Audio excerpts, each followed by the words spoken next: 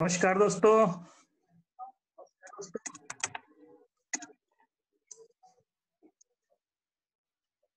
Sir नमस्कार। नमस्कार madam, नमस्कार। सभी रेड क्लब, सभी साथियों को सुप्रभात। आज एक बार फिर से आप सभी का हम साथ साथ ऑनलाइन ट्रेनिंग में स्वागत है। Thank you sir. Welcome sir, आपका बहुत बहुत स्वागत है सर आपका। Thank you madam, thank you. आप सभी की ओर से बहुत बहुत धन्यवाद। आज कुछ टेक्निकल प्रॉब्लम की वजह से हमारी मीटिंग लगभग 15-20 से 20 मिनट लेट स्टार्ट हुई है। सर्विस करेंटली अवेलेबल कुछ इश्यू आ रहा था और आज हमारे एक रेड क्लब हरिशंकर जी की एनिवर्सरी है। हम सभी की ओर से उनके शादी की सालगिरह की उन्हें ढेर सारी शुभकामनाएं। Happy anniversary to Harishankar ji. Harishankar ji unmute किया आपको। Harishankar ji. Thank you sir जी। Hi sir.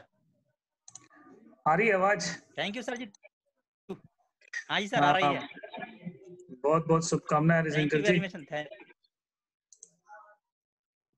दोस्तों, अब बहुत सारे लोग मीटिंग में आ चुके हैं। लगभग 224 लोग आ चुके हैं मीटिंग में और अब हमें लेट नहीं करना चाहिए। आज बहुत सारे लोग इंतजार कर रहे हैं मीटिंग के लिए। मैं रिक्वेस्ट करूंगा, एक रिक्वेस्ट ये है कि आप जो भी मोबाइल पे स्क्रीन शेयर कर रहे हैं, काइंडली कृपया कर उसे ना करें, क्योंकि आगे जो भी बातचीत करेंगे वो स्क्रीन पर ही होगा। तो आप एकदम मोबाइल को, अगर आपका मोबाइल स्टार्ट हो गया है तो आप उसे साधारण सिंपल अपने सामने रख लीजिए और उसको सुनने का प्रयास कीजिए जो भी बताया जाएगा। स्क्रीन शेयर कर रहे हैं बहुत सारे लोग, स्क्रीन शेयर ना करें।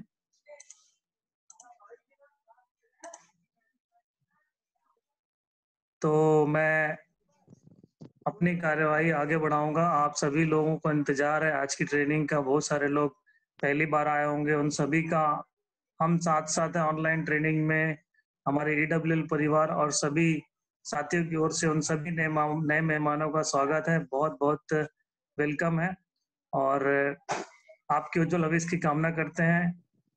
यही प्रार्थना रहेगी ईश्वर से कि आप अपने जिन सपनों को संजो के आज इस बिजनेस को ज्वाइन किए हैं, आज हमारे प्लेटफॉर्म पे आए हैं, आपका वो सपना जरूर साकार हो और आपको ईश्वर जरूर तरक्की देगा। इस लायक बनाए कि आप ढेर सारा काम कर पाए, मेहनत कर पाए और अपने बुलंदियों को हासिल कर सकें। तो दोस्तों, मैं शुरुआत करूंगा। मैं फिर से रिक्वेस्ट कर रहा हूँ कि कृपया कर स्क्रीन शेयर ना करें। बार बार स्क्रीन शेयर करने का ऑप्शन आ रहा है यहाँ पर। आपको अगर आवाज नहीं आ रही है तो आप देखिए, केवल और केवल जहां पर म्यूट का बटन लिखा है, हेडफोन का सिंबल बना होगा, केवल उसे टच कीजिए और कहीं पर भी मोबाइल पे टच करने की आवश्यकता नहीं है। बाकी सब आपके किसी काम का नहीं है, केवल आपको सुनना है और देखना है। तो आपको अगर आवाज नहीं आ रही है तो आप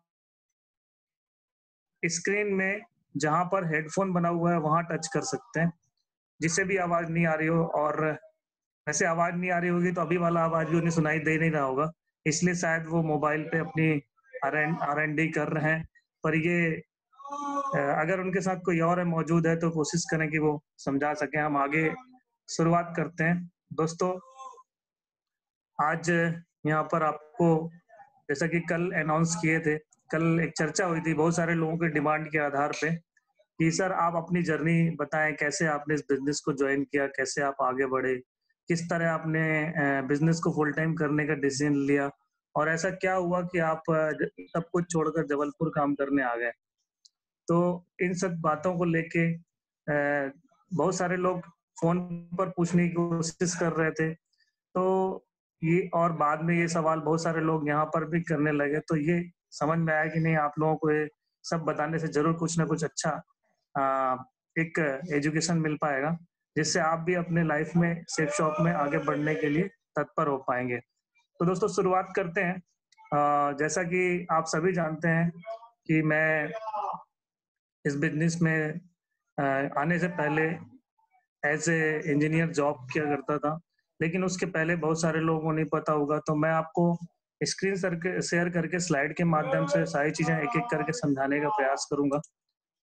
और आज इस ट्रेनिंग के खत्म होने तक मैं आपको ये बताना चाहूंगा कि अ, आज मैं आपको मोटिवेट नहीं कर रहा हूँ, मैं आपको कोई एजुकेशन देने का प्रयास नहीं कर रहा हूँ।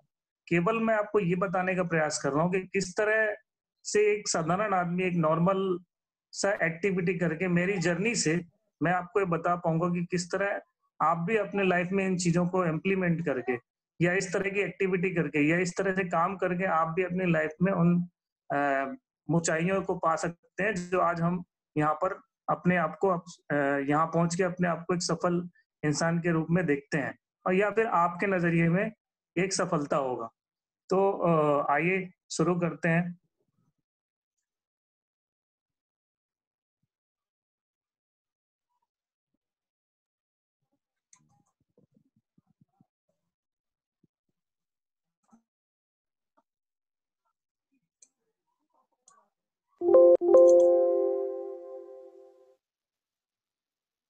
दोस्तों आपके स्क्रीन में दिख रहा होगा कि मैंने अपनी मिडिल स्कूल की पढ़ाई 1994 में कंप्लीट किया था, मतलब 8वीं की पढ़ाई। और मैं बचपन से ही पढ़ाई में सीरियस था, और हर आदमी सीरियस होता है, लेकिन मैं मतलब मेरा गेम्स वगैरह में कभी इंटरेस्ट नहीं रहा। तो बहुत सारे हमारे बैचमेट और बहुत सारे क्लास के बच्चे गेम्स वगैरह या अन्य एक्टिविटीज में पार्टिसिपेट करते थे, लेकिन मैं हमेशा से पढ़ाई में सीरियस रहता था। और मैं एट्थ में अपने गांव से ही हमारे गांव में जो स्कूल था वो 8वीं तक का स्कूल था। मेरे गांव का नाम है कोरजा, जो कि छत्तीसगढ़ के बिलासपुर जिला में पेंडा रोड नाम की तहसील है, वहां पर ये पड़ता है। वो सिटी से लगभग 6 किलोमीटर अंदर गांव है। जहां जब मैं पढ़ता था वो 8वीं तक की स्कूल थी, वहां से मेरी स्कूलिंग कंप्लीट हुई। और उस समय मैं अपने स्कूल का टॉपर था, अपने गांव के स्कूल का। तब तो हमें नहीं पता था कि बाहर हमसे भी बहुत ज्यादा टैलेंटेड लोग हैं, क्योंकि गांव से बाहर नहीं निकले थे। तब तक अपने आप को अपने गांव के लेवल पे सबसे अच्छा ही समझते थे। तो अपने गांव के स्कूल की मैं फोटो दिखा रहा हूँ, ये आप देख सकते हैं। जब एक गांव में स्कूल किस तरह होता है, स्कूल के सामने एक पेड़ जरूर होता है, या तो वो बरगद का होगा या पीपल का। ये जो आप फोटो देख रहे हैं मेरे एक मित्र के साथ मेरी फोटो है, जब मैं मतलब मिडिल स्कूल में जब पढ़ता था, ये उस दौरान की फोटो है। और इस तरह से इस गांव से मेरी 8वीं तक की पढ़ाई हुई। उसके बाद अगली पढ़ाई के लिए वहां से दूर, जैसा कि मैंने बताया कि पेंडा रोड तहसील है जहाँ पे आगे पढ़ाई के लिए हायर सेकेंडरी स्कूल की पढ़ाई के लिए वहां पर जाना शुरुआत किया। साइकिल से अप डाउन करता था। और 9th 10th 11th 12th मैंने वहां से पढ़ाई किया। जैसे मैंने नाइन्थ की पढ़ाई की, फिर टेंथ में मैं 1996 में पास किया। और टेंथ के बाद मैंने चूंकि कोई ऐसा गाइडलाइन था नहीं जो अच्छा लगता था, वो आगे मतलब सब्जेक्ट चूज करने की बात कर रहा हूँ, तो लगा कि मैथ्स मुझे ज्यादा पसंद है, तो मैंने मैथ्स सब्जेक्ट चूज कर लिया। और मैथ्स से पढ़ाई करने के बाद टेंथ के बाद मैंने मैथ्स सब्जेक्ट से पढ़ाई किया। और 11th 12th पढ़ाई करने के बाद मुझे लगता था कि कुछ ऐसा फील्ड चॉइस किया जाए जिससे कि नौकरी जल्दी मिल जाए। मेरे पिताजी खेती करते हैं। हमारे पिताजी लगभग मतलब हमारे पिताजी 5 भाई हैं, जिनमें मेरे पिताजी केवल गांव में रहते थे। बाकी सारे पापा जी के भाई बाहर रहते थे, अच्छे जॉब में थे। कोई रायपुर में था, कोई जबलपुर में था, कोई भिलाई में था। इस तरह से सभी अपने अपने जॉब में अच्छे पोजीशन पर थे। गर्मियों की छुट्टी में हम कभी उनसे मिला करते थे, गांव में सब आया करते थे। तो जब उनके साथ समय गुजरता था तो कुछ ऐसा फील होता था कि इनकी लाइफ बहुत अच्छी है। जब उनके बच्चों से यानी अपने कजन ब्रदर भाई बहनों से मिलते थे तो ऐसा लगता था कि काश इनकी जैसा लाइफ हमारा भी होता, क्योंकि उनका लाइफ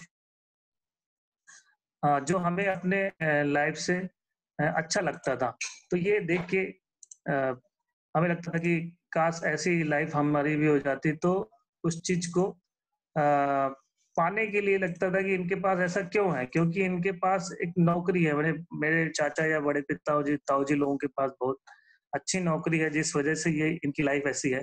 तो काश मेरी लाइफ भी ऐसी होती, और हमारी लाइफ भी, हमारे पापा हमारे परिवार की भी ऐसी होती। ऐसा सोच के कि ये नौकरी मिल जाए तो हमारी लाइफ भी ऐसी हो जाए, जो कि समाज से सभी को ऐसा सोच मिलता है।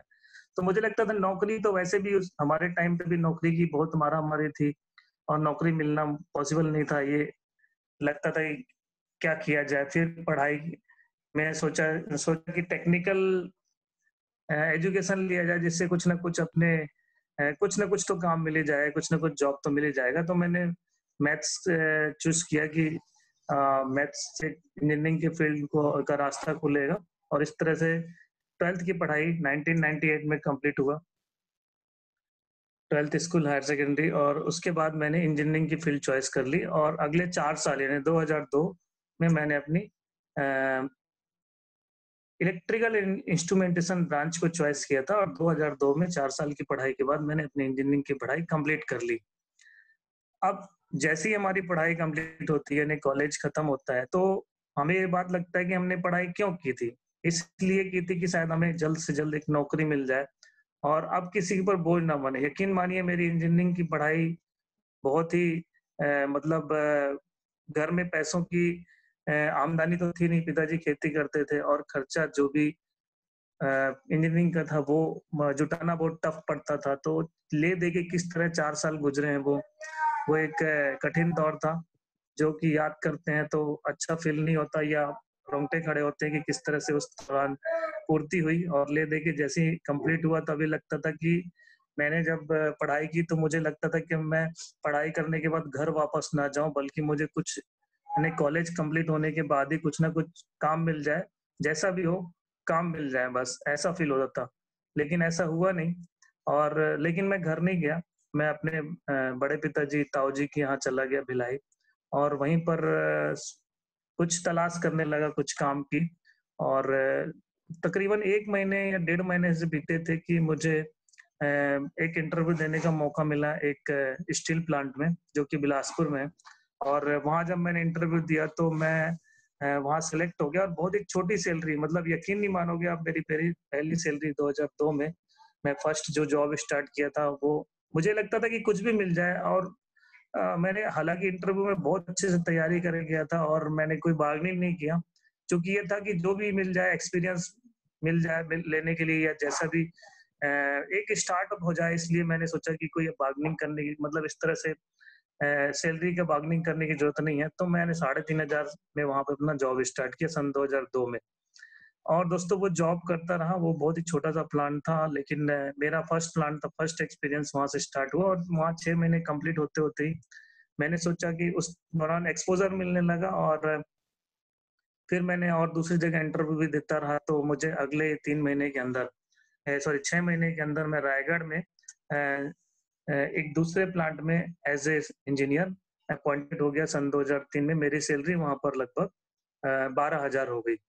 तो ठीक है, 6 महीने बाद ही मेरी सैलरी वहाँ पर 12,000 हो गई। लेकिन रायगढ़ और जो था वो उड़ीसा बॉर्डर पे था, और रायगढ़ सिटी तो अच्छा था, लेकिन हमारा जो प्लांट था वहाँ से लगभग 25-30 किलोमीटर दूर था, और वो एक गाँव में था, और वो गाँव के अंदर भी जंगल में था। तो वहाँ पे मतलब प्लांट सारी सुविधाएँ थी, रहने की थी, खाने की थी, कोई दिक्कत नहीं था। लेकिन ये था कि आप अंदर हैं प्लांट में, वहीं पे हॉस्टल में ही रहना है, मतलब वहाँ कॉलोनी के हॉस्टल बने हुए थे, उन्हीं में रहना होता था, और पूरा समय मतलब प्लांट के लिए ही आप ज़िंदगी है आपकी, ऐसा कुछ फ़ील होता था। तो सैलरी ठीक-ठाक हो गई थी अपने हिसाब से, वहाँ पे एक सब कुछ ठीक चल रहा था। लेकिन ये लगता था कि यार ज़िंदगी से तो कट गए हैं, केवल प्लांट की लाइफ़ हो गई है, ऐसा फ़ील होता था। तो ऐसा लगता था कि किसी ऐसी जगह नौकरी मिल जाए, जहाँ पे मतलब एक अच्छे शहर में रहें, और एक लाइफ भी कुछ रहे, परिवार वालों के साथ भी बिता पाए। वहाँ तो बैचलर लाइफ थी। तो फिर सर्चिंग स्टार्ट हुआ, एक के करीब 11 महीने वहाँ पर मैंने जॉब किया। रायगढ़ से अंबिकापुर रोड पे, पत्थलगाँव रोड कहते हैं, अंबिकापुर रोड पे गिरवानी गाँव था, जहाँ पर ये पे मैं जॉब कर रहा था। और उस गिरवानी गाँव के अंदर भी वो जंगल में एक प्लांट था। उस समय स्टील प्लांट का बहुत ग्रोथ हो रहा था, तो ऐसे जॉब स्विच करके इसी ही मतलब टैलेंटेड लोगों को नौकरी मिल जा रही थी, तो वहाँ पर जॉब किया 11 महीने, और उसके बाद ही फिर से दूसरी जगह ट्राई करना शुरू किया। तो मुझे अगले ही 11 महीने बाद फिर से रायपुर में मैंने ट्राई किया, तो रायपुर के रियल इस्पात एंड पावर लिमिटेड में मैं 2004 में अपॉइंटेड हो गया, जहाँ फिर सैलरी तकरीबन 20,000 रुपए मुझे वहाँ पर सैलरी हो गई मेरी सन 2004 में। 2004 में मैं रायपुर में आ गया, एक अच्छे शहर में आ गया और एक अच्छा जॉब भी था मेरा। शहर में रह के जॉब कर पाता, जो कि मेरा ज़रूरत थी कि मैं एक अच्छी जगह पे आ जाऊँ और एक अच्छा सैलरी भी मिल जाए। तो दोनों चीज़ें यहाँ रियल इस्पात एंड पावर लिमिटेड में अपॉइंटेड होने के बाद मिला और वहाँ एक रिस्पॉन्सिबिलिटी मिली। वहाँ पे प्लांट जो है ज़ीरो से खड़ा करना था। इरेक्शन आप बहुत सारे लोग समझ पा रहे होंगे, इरेक्शन मतलब प्लांट ज़ीरो ही था वहाँ पे। ज़ीरो का मतलब होता है कि आप प्लांट रनिंग कंडीशन में नहीं था। सिविल कंस्ट्रक्शन के बाद फिर पूरा प्लांट को खड़ा करना था। तो वहाँ पे जब हम काम किए तो वो चूँकि हम पिलर थे वहाँ के, तो एक रिस्पॉन्सिबिलिटी डेवलप हो गई अंदर और वहाँ के मैनेजमेंट और वहाँ के सभी लोगों के मन में ये बात आ गई कि हमारे जो पिलर्स हैं वो हमारे लिए हमेशा इम्पोर्टेंट रहेंगे और कभी ऐसा विचार नहीं आया कि अब आगे कहीं किसी जगह जॉब करना है। ये बहुत अच्छी जगह है और बहुत अच्छे से यहाँ पर हम ग्रोथ करेंगे, ऐसा दिमाग में चल रहा था। लेकिन ये था कि मैं स्टील प्लांट में था और अ, स्टील प्लांट के अलावा मैं मुझे एक्सपीरियंस थोड़ा था पावर प्लांट का। मैंने देखा हुआ था कि पावर प्लांट जहाँ पे बिजली बनती है और मैं था स्टील प्लांट में, तो वहाँ का मुझे, चूँकि मैं जिस प्लांट में था वहाँ दोनों ही यूनिट थे, पावर यूनिट और स्टील यूनिट। तो मैं स्टील यूनिट में था, लेकिन जब मैं पावर प्लांट की तरफ जा रहा था, मुझे लगता था कि मुझे पावर प्लांट में काम करने का मौका मिलेगा तो मैं मेरे लिए बहुत अच्छा रहेगा, क्योंकि वहाँ का जॉब बहुत नीट एंड क्लीन होता है और रनिंग कंडीशन में तो कोई काम ही नहीं होता और काम के अलावा जो भी एक्सपोज़र जो मिलता है उस समय एक ग्रोथिंग इंडस्ट्री थी पावर इंडस्ट्री, तो मुझे लगता था कि ये इंडस्ट्री मुझे मिल जाए तो बहुत अच्छा रहेगा। ये मन में सिर्फ एक आसक्ति, तो लेकिन वो रियल इस्पात में रह के मैं पावर की तरफ शिफ्ट होने की सोच रहा था, पर ऐसा कुछ मौका मिल नहीं रहा था। उसी दौरान मैं ये फ़ोटो दिखा रहा हूँ, ये रियल इस्पात का है, वहीं पर जिस प्लांट को हमने डेवलप किया था। ये फ़ोटो आप जो देख रहे हैं, ये कंट्रोल रूम की फ़ोटो है, जहाँ हमारा जो डिपार्टमेंट था वो, जैसा कि मैंने बताया, इलेक्ट्रिकल एंड इंस्ट्रूमेंटेशन था। तो इलेक्ट्रिकल एंड इंस्ट्रूमेंटेशन का मतलब है कि कोई भी अ, इक्विपमेंट जो कि इलेक्ट्रिकल्स या इलेक्ट्रॉनिक्स से संबंधित प्लांट में लगे हुए हैं, उन्हें मैनेज करना और उन्हें किसी भी तरह कोई भी यहाँ पर तो इरेक्शन हुआ था, यहाँ पे इंस्टॉलेशन हुआ था। उसके अलावा जब प्लांट रनिंग में आ जाता है तो उसे O&M यानी मेंटेनेंस के लिए ध्यान देना होता है। तो ये सारी चीज़ें हमें वहाँ पर कर रहे थे और मैं एक रिस्पॉन्सिबल पर्सन वहाँ पर बन चुका था इस प्लांट में, की पर्सन हो गए थे उस प्लांट के। तो इस तरह से इसके बाद फिर हुआ ये कि अब मेरी यहाँ से शेफ शॉप की जर्नी स्टार्ट होती है। यहाँ पर मैं लगभग 2 साल जॉब कर चुका था। उसी दौरान मुझे मेरे सीनियर मिस्टर विकी कारवानी सर ने बिज़नेस के लिए इनवाइट किया और जब भी इनवाइट किया तो वो वहाँ पर मेरे जूनियर हुआ करते थे, मेरे प्लांट में। और जब मैं इस प्लांट में जॉइन किया था उस दौरान हमारी पहली मुलाकात हुई थी। वो ऑफ़िस में बैठा करते थे, सिटी ऑफ़िस थी, लेकिन मैं जो था वो साइट पे था, मतलब टेक्निकल वर्क था। तो बाद में जब प्लांट ये उस समय की बात कर रहा हूँ जब प्लांट इरेक्शन में चल रहा था, यानी इंस्टॉलेशन हो रहा था प्लांट का, तब सिटी ऑफ़िस में विक्की सर बैठते थे और मैं टेक्निकल जॉब के लिए मैं वहाँ पर होता था, फील्ड में होता था, यानी प्लांट में होता था। बाद में जब प्लांट रनिंग कंडीशन में आ गया तो विक्की सर भी प्लांट में शिफ्ट कर दिए गए। हम एक साथ जॉब कर रहे थे, पर एज़ ए सीनियर जूनियर ही हमारा बर्ताव हुआ करता था, क्योंकि मैं लगभग 4 साल उम्र में उनसे बड़ा हूँ। तो इस दौरान मैं बताना चाहूँगा कि मेरा इन्विटेशन कैसे हुआ। मुझे विक्की सर ने इनवाइट किया और विक्की सर ने जब मुझे इन्विटेशन किया तो उन्होंने 3 हफ्ते मुझे बुलाया। 3 हफ्ते लगातार वो इनवाइट करते थे। एक बात कहते कि बहुत अच्छी इन्फॉर्मेशन है और आप ज़रूर इस इन्फॉर्मेशन को देखने आइए। और तो जब भी वो बुलाता था मैं हँस के टाल देता था, क्योंकि मेरा फ़ोकस एकदम टेक्निकली, मैं एकदम मेरा फ़ोकस उस तरफ था कि मेरा फ़ील्ड तो ये है और मैं कहीं और मुझे ध्यान नहीं देना है। तो उसकी बात को सुनता था और मुझे एक लगता था कि मार्केटिंग के ही संबंधित होगा, मैं बोलता नहीं था लेकिन टाल देता था।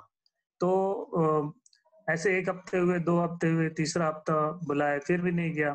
तीसरे हफ्ते बाद जब मैं नहीं गया तो अगले दिन हम जब फैक्ट्री में मिले नहीं जाने के बाद, में सैटरडे को इन्विटेशन किया था उनने और मैं नहीं पहुँचा और संडे को फिर हमारी संडे को मैं नहीं गया और मंडे को हमारी मुलाकात हुई। जैसे हमारी मुलाकात हुई तो उन्होंने मुझे कहा, सर कि मैं आपको इनवाइट करता हूँ सोनी जी, और आते नहीं है, क्या बात है? तो मैंने उन्हें कहा यार विकी यार मुझे इंटरेस्ट नहीं है। तो बोले आप क्या समझ बैठे हैं जिसकी वजह से इंटरेस्ट नहीं है? तो मैंने बोला कोई ना कोई मार्केटिंग का प्लान होगा इसलिए संडे इनवाइट करते और मैं मुझे इंटरेस्ट नहीं है। तो उसने कहा अच्छा इसीलिए आप नहीं आ रहे हैं। तो लेकिन मैं तो आपको एक ऐसी जगह इनवाइट कर रहा हूँ जो कि एग्रीकल्चर से संबंधित जानकारी है। तो मैंने कहा अच्छा। तो उन्होंने कहा आपके पापा खेती करते हैं, मुझे लगता है ये आपके पापा जी के काम की है इसलिए आपको उन्हें भी साथ में लेके आना चाहिए, पर आप तो कुछ और समझ बैठे हैं। तो तो मैंने कहा अच्छा ऐसी बात है, तो ठीक है मैं इस बार ज़रूर आऊँगा। और उन्होंने कहा पापा को भी लेके आना आप। तो मैंने बोला पिताजी यहाँ नहीं रहते, पर मैं अगर काम का होगा तो मैं उन्हें इनवाइट करूँगा। और फिर मैंने उन्हें वादा कर दिया, ये फ्राइडे की मंडे की बात थी और फ्राइडे तक हमारी कोई बात नहीं। सैटरडे फिर उसने मुझे रिमाइंडर किया और संडे को फिर सुबह कॉल किया और मैंने कहा ठीक है मैं आ रहा हूँ। सुबह मैंने उन्हें वादा किया कि मैं पहुँच रहा हूँ और मैं अपना मोटरसाइकिल उठा के छत्तीसगढ़ चैम्बर ऑफ कॉमर्स भवन जो कि सुपर मार्केट रायपुर में था वहाँ पहुंचा। नीचे मुझे हॉल के तीसरे माले पे प्लान होता था, नीचे पार्किंग में मुझे वो रिसीव हुए। हमने शेक हैंड किया और हम ऊपर जा रहे थे। तभी मुझे कुछ लोगों से उन्होंने इंट्रोड्यूस कराया, काफ़ी अच्छा माहौल था। ऊपर गए, ऊपर गाने चल रहे थे, काफ़ी सारे लोग वहाँ पर थे, काफ़ी भीड़-भाड़ थी। कुछ लोगों से मुझे वहाँ पे भी इंट्रोडक्शन कराया, फिर सामने ले जाके बिठा दिए। और जब बिठाए तो थोड़ी देर मेरे साथ बैठे थे। उसके बाद फिर उन्होंने कहा आप मोबाइल स्विच ऑफ कर लीजिए, थोड़ी देर में प्रेजेंटेशन स्टार्ट हो जाएगा। और मैंने स्विच ऑफ किया और सच में प्रेजेंटेशन स्टार्ट हुआ। एक सामने शख्स आए, नाटे से थे वो भी, और प्रेजेंटेशन चालू हुआ, प्रोडक्ट पार्ट हुआ, बिजनेस पार्ट हुआ, फिर एंडिंग हो गई। एंडिंग की तरफ बैठा, तब तक मुझे क्लियर हो गया था कि जो सब्जेक्ट था एग्रीकल्चर को वो ऐसा कुछ है नहीं यहाँ पे। और ये वही प्लान था, इसी तरह का प्लान था मार्केटिंग से संबंधित। और चूंकि मैं इंटरेस्टेड था नहीं तो मैं गौर नहीं कर रहा था। लेकिन एक चीज मुझे वहां पर दिख रही थी जो मेरे काम की थी, वो थी लाइफ इंश्योरेंस। और लाइफ इंश्योरेंस मुझे लग रहा था कि ये मेरे काम का है, क्योंकि मुझे तो चाहिए था इनकम टैक्स सेव करने के लिए। तो मुझे लगा कि ये जरूरत का सामान है और अगर इतना मेहनत किया है विक्की जी ने तो मैं इनसे एक लाइफ इंश्योरेंस पॉलिसी ले लूंगा, इनको भी फायदा हो जाएगा और मेरा भी काम हो जाएगा। ये सोच के मैंने सोचा चलो फॉर्म भर लेता हूँ। और मैंने फॉर्म के लिए जब मैंने वहाँ भीड़ थी काफी और फॉर्म भरना था मुझे, तो मैं वहीं खड़ा रह गया अपनी जगह पे। जैसी भीड़ खत्म हुआ विक्की सर आए मेरे पास, तो मैंने उन्हें कहा कि मुझे फॉर्म भरना है। तो पैसे मेरे पास थे नहीं पूरे, बाकी पैसे मिला के उन्होंने फॉर्म लिया और मेरा फॉलोअप करने के लिए सामने चंद्रेश सर को बिठा दिए।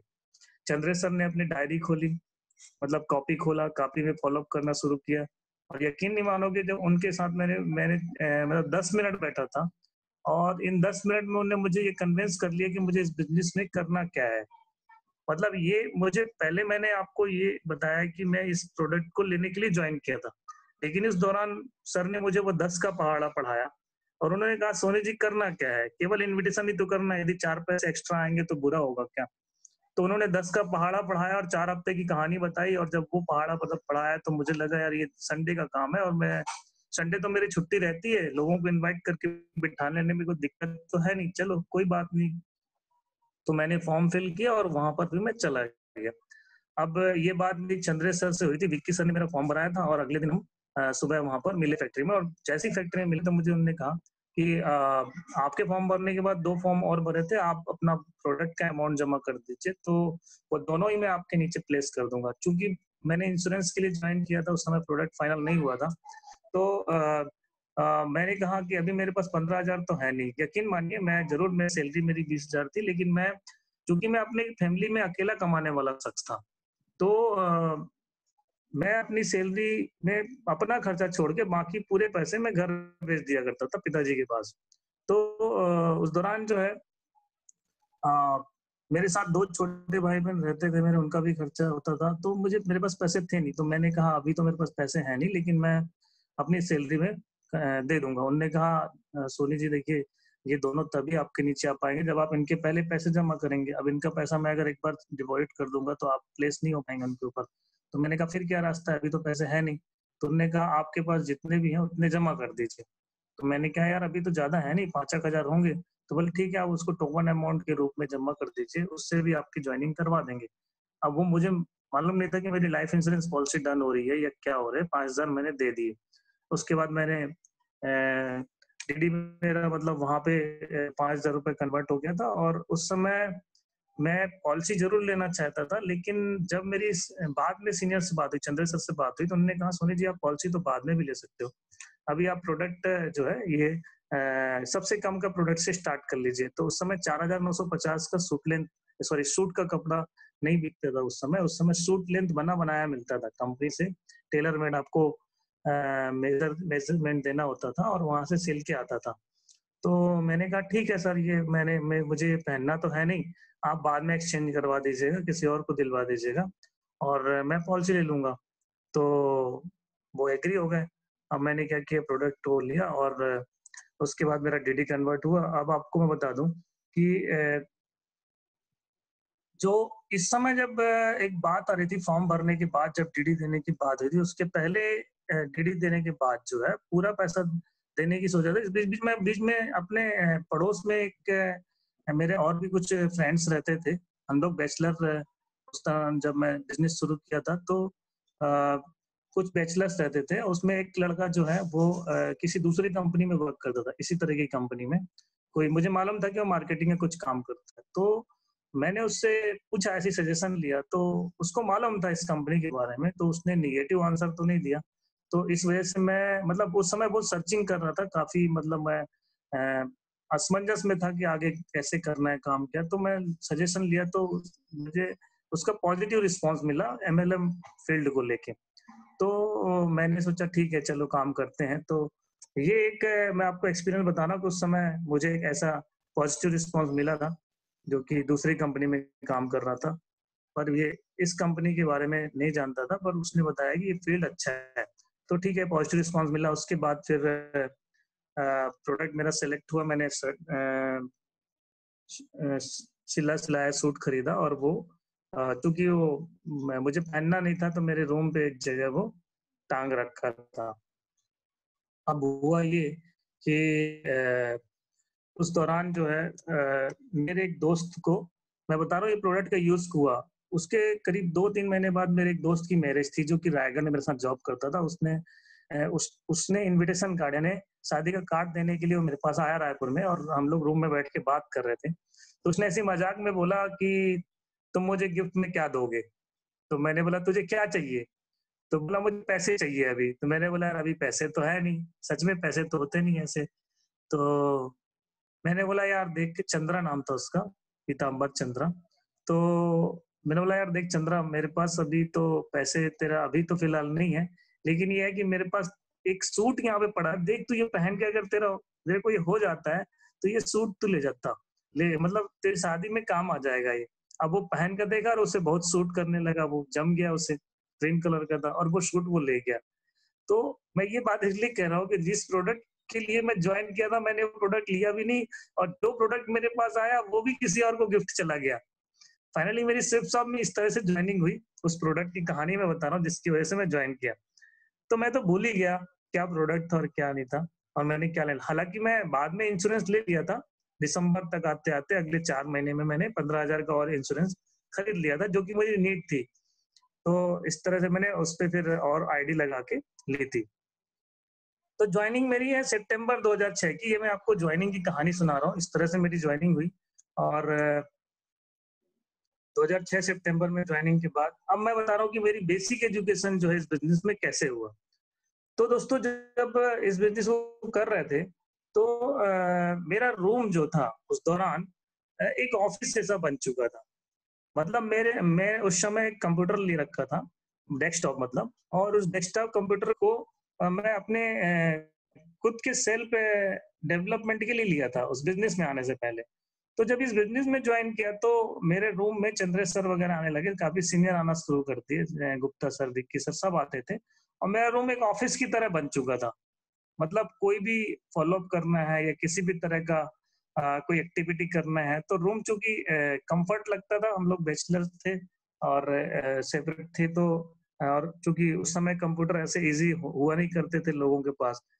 तो मेरा कंप्यूटर होने से काफ़ी रजिस्ट्रेशन वगैरह करने में भी ईज़ी मिलता था। कोई वीडियो देखना है ना? कोई उस समय डिजिटल टीवी हुआ नहीं करते थे यानी पेन ड्राइव वगैरह चलाने का हुआ नहीं करता, तो कंप्यूटर में देखना बड़ा आसान लगता था, सीडी भी चल जाए, पेन ड्राइव भी चल जाए, और कोई एक्टिविटी करना है, स्लाइड चलाना है, ये सब भी उसमें हो जाता था। तो मेरा रूम एक ऑफिस की तरह बन गया था। डिस्पैचिंग करना है वहीं बैठ के कर रहे हैं, ग्रुप मीटिंग कर रहे हैं वहीं बैठ के कर रहे हैं, मौज मस्ती कर रहे हैं, मतलब वहीं पे नाश्ता मंगा खा रहे हैं। उसी तरह मतलब ये सारी चीजें मेरे रूम में चलते रहता था, और मेरा कंप्यूटर भी बिजनेस टूल की तरह पूरा कन्वर्ट हो चुका था। इस तरह हर दिन क्या होता था, चंद्रेश सर रोज, चूंकि वो भिलाई में रहते थे, और भिलाई जो रायपुर से वो लगभग 45 किलोमीटर दूर है, तो दुर्ग, मतलब दुर्ग में रहते थे सर, दुर्ग में, भिलाई दुर्ग एक ही शहर है लगभग। तो वहां से वो रायपुर आया करते थे वर्किंग के लिए। तो रोज शाम को सर 5 बजे करीब रायपुर आ जाया करते थे दुर्ग से। अब वो कैसे, लोकल ट्रेन से, और हमारी छुट्टी होती थी 5 बजे, होती थी 6, 5:30, 6 बजे तक हम घर आ जाया करते थे। तो मैं क्या करता था, घर आके सीधे फ्रेश होके चंद्रेश सर के पास चला जाया करता था। रोज का ये ड्यूटी था कि रोज मेरी छुट्टी हुई और मैं सीधा स्टेशन भगता था, चंद्रेश सर को लेता था, और रोज मोटरसाइकिल में उनको लेके मैं फील्ड में फॉलोअप या किसी भी काम के लिए हम निकल जाया करते थे।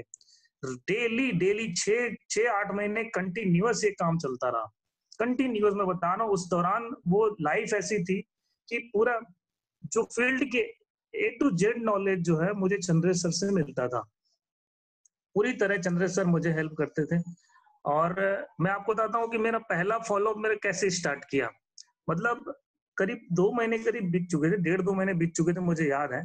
और मैं, मेरे अंदर टैलेंट समझते थे, लेकिन सर समझते थे कि ये है, और लेकिन मैं आगे आने से मतलब कतराता था कि सर को ही करना है, क्योंकि हमें लगता है जब हमारे साथ कोई सीनियर है तो वो बेस्ट तरीके से करेंगे, और अपने आप को उस लायक नहीं समझते, इसलिए हम समझते हैं कि सीनियर ही कर दे कुछ काम हमारा, सारे काम हमारे सीनियर ही कर दें। लेकिन सीनियर समझते हैं कि कैसे इनको स्टार्टअप कराया जाए। तो मेरा पहला फॉलोअप कैसे स्टार्ट हुआ कि उस दिन चंद्रेश सर को आना था, और मैंने एक फॉलोअप का टाइम लिया हुआ था, उसका नाम था रोमेश रंताई, और दूसरे फैक्ट्री में वो इंजीनियर था, हमारा जान पहचान था उससे।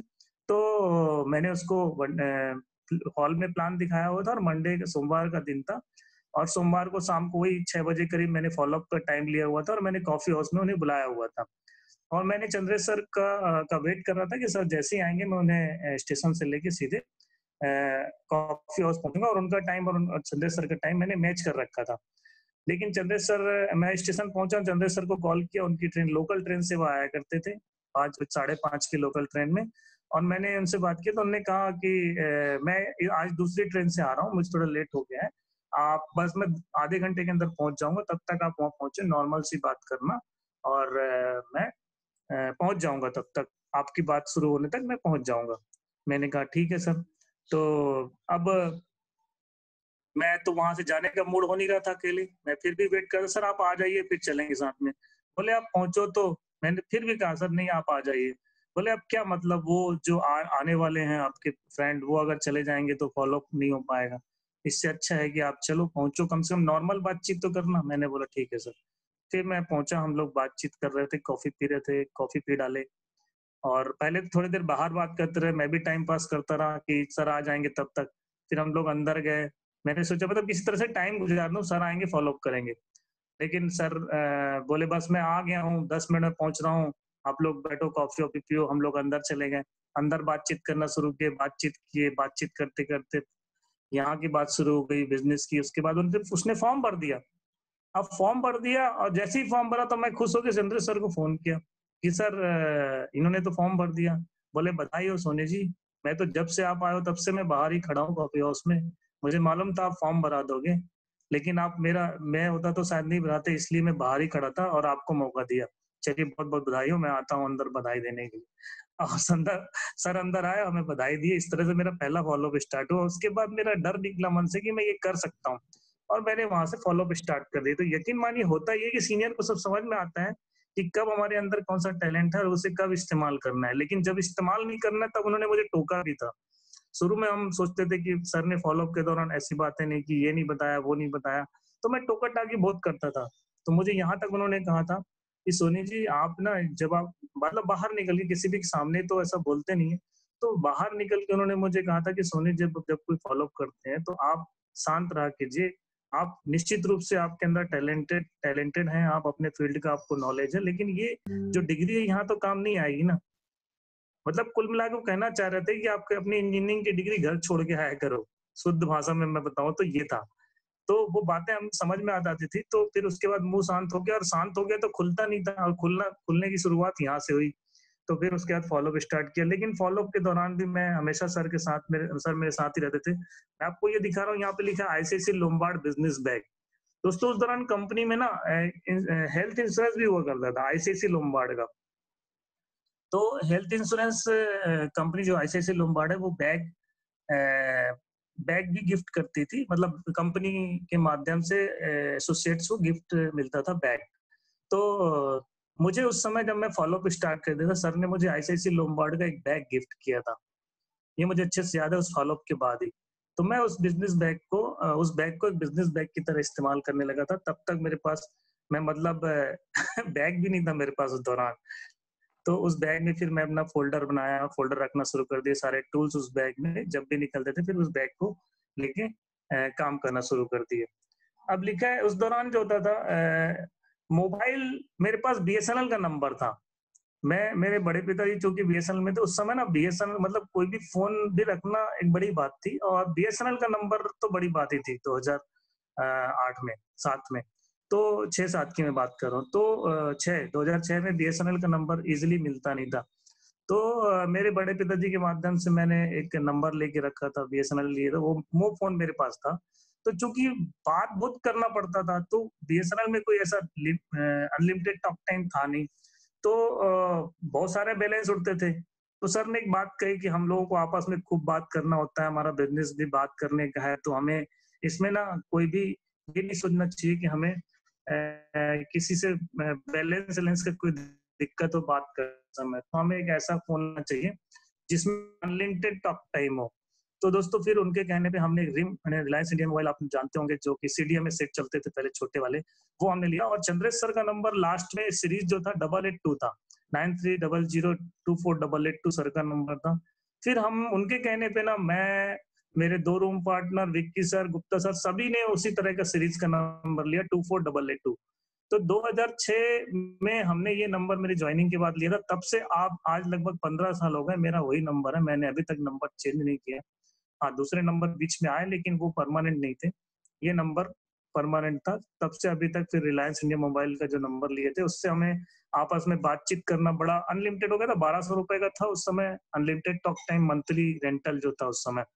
तो यहाँ से एक बात सीखने मिली थी उस समय कि आप जो भी कमाते हैं उसको उसको अपने लिए मतलब अपने टीम के लिए उसका 20% खर्च करना चाहिए हमेशा, और बाकी का 80% जब तक कि आप रेड क्लब में नहीं आ जाते, वो सिर्फ अपने लिए खर्च करना है।